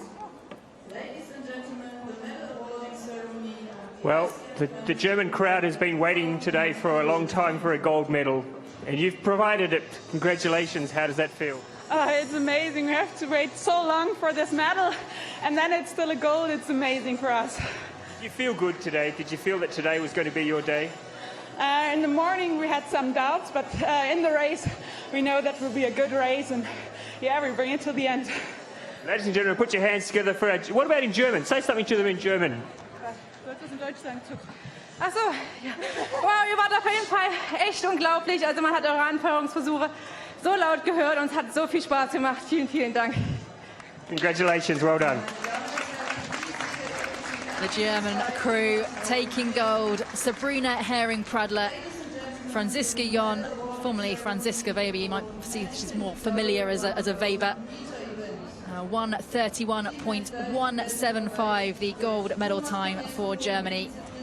Ahead of France taking silver, Poland with the bronze, Russia in 4th, China taking 5th, Australia in 6th. Real improvement for them on last week's result.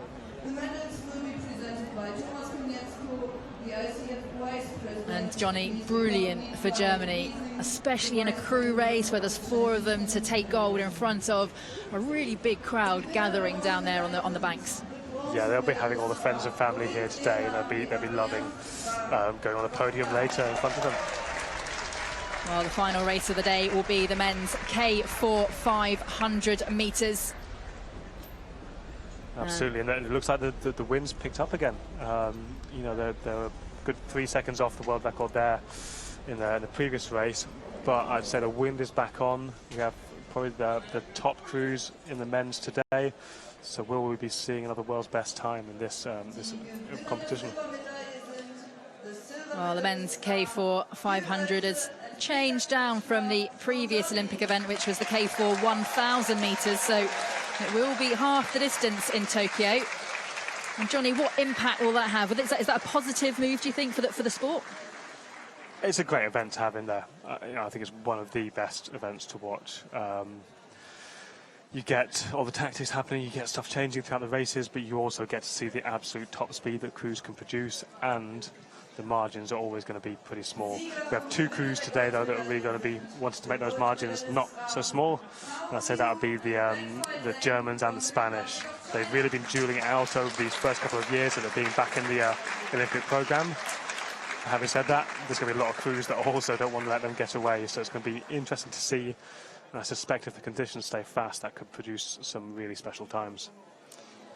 Well, they have the French crew in lane 7, Maxime Beaumont, Frank Lemuel, Guillaume Bourget and Francis Mouget.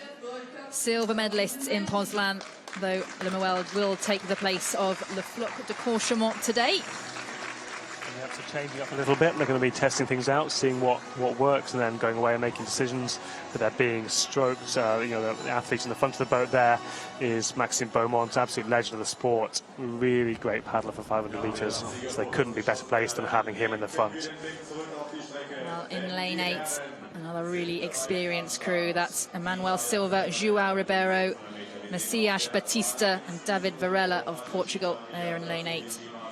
In lane 6, that's Slovakia's Samuel Balash, Eric Vulcek, Csaba Valka and Gabor Jakubik. Yeah, absolutely, the Slovaks, they held the world record in this event for a long time before it came back into the Olympic programme recently. Before it got introduced there, as they really know how to move a crew boat, and they've shown that by qualifying in the central lanes there. But the Spanish crew there, they're one of the absolute class acts, I suggest, of this regatta, as are the Germans, who are next to them there in lane 4. As we have them popping up one by one, very clever, nicely done. Hello, oh, hello. Yeah, Germany, Max Rentschmidt, Ronnie Rauer, Tom Liebscher and Max Lemke, the reigning world champions and the reigning Olympic champions in the K4000 as well, with Lemke today replacing Max Hoff from that crew. Absolutely, 2,000-metre world champions within that boat, and the legend that is Ronnie Rauer. They are going to be hard to beat, but the Spanish and everyone else is going to try.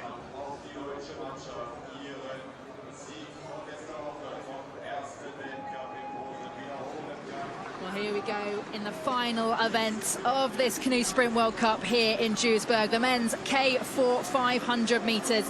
It's an absolutely fantastic start for France. Germany going well as well, as are Russia out in lane 2. Absolutely, that may well be the deciding moment there. The Spanish really didn't time their exit from the bucket well, so they've given themselves extra work to do. If they can come through this, it'll be very impressive, as they are squeezing up onto the shoulder of the Germans. But the Germans are in control, the French are also looking strong, as are the Russians actually on the far side. This is a really great race. There's a line all across the field. Germany do have just the edge over the rest of the field as we come towards the 200-metre mark. Russia there as well.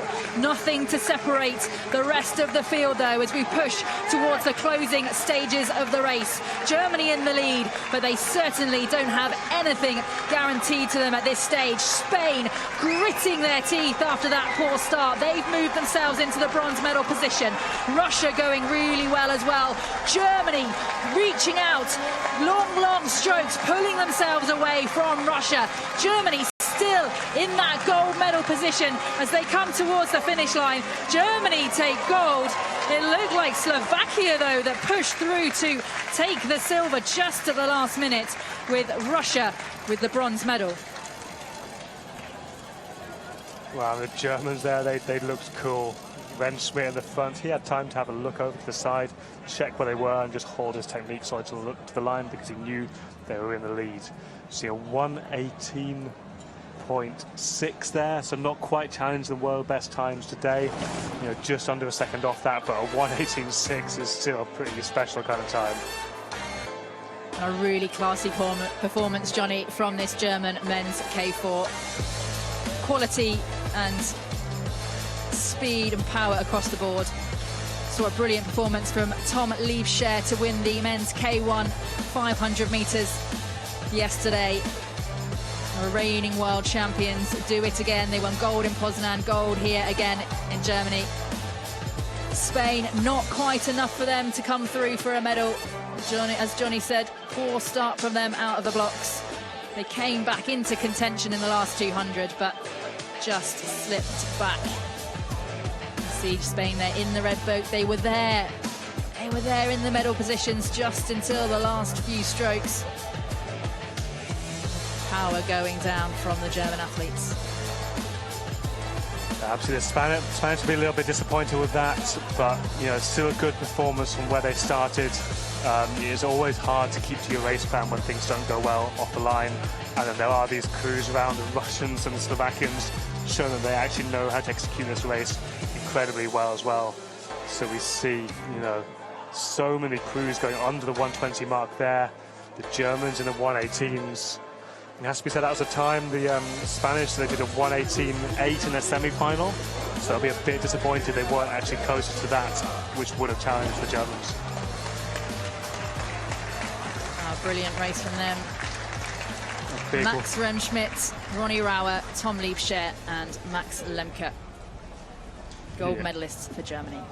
Absolute superstar crew. Ronnie having particularly raced here on so many occasions. I was lucky enough to line up against him in 2007 in the K2 500 metres, and then again yesterday in the 200 metres. He still keeps going, he still keeps getting better.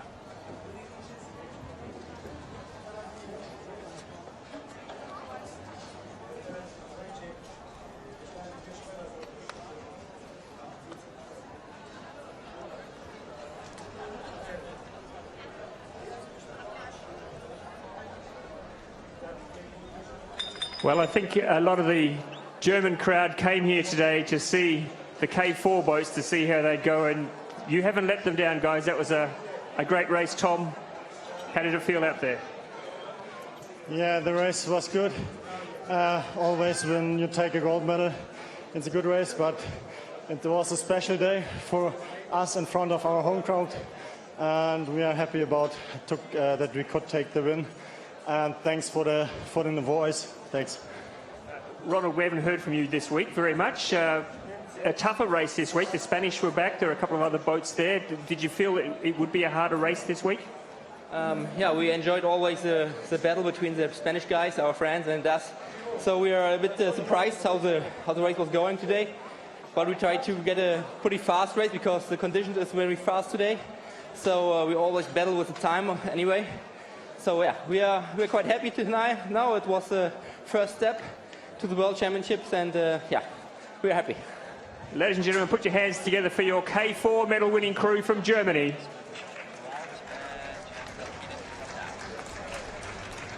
Well, what a way to round off this second canoe sprint World Cup here in Duisburg. Gold for Germany in the women's K4 500, gold for Germany in the men's K4 500.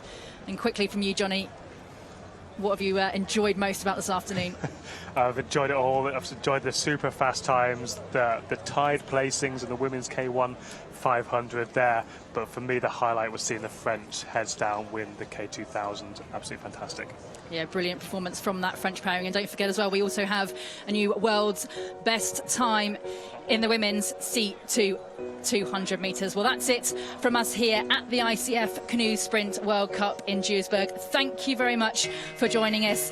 Thanks to Great Britain's Johnny Schofield for the expert analysis once again. And don't forget, you can go to canoeicf.com for more news and interviews from the weekend's racing.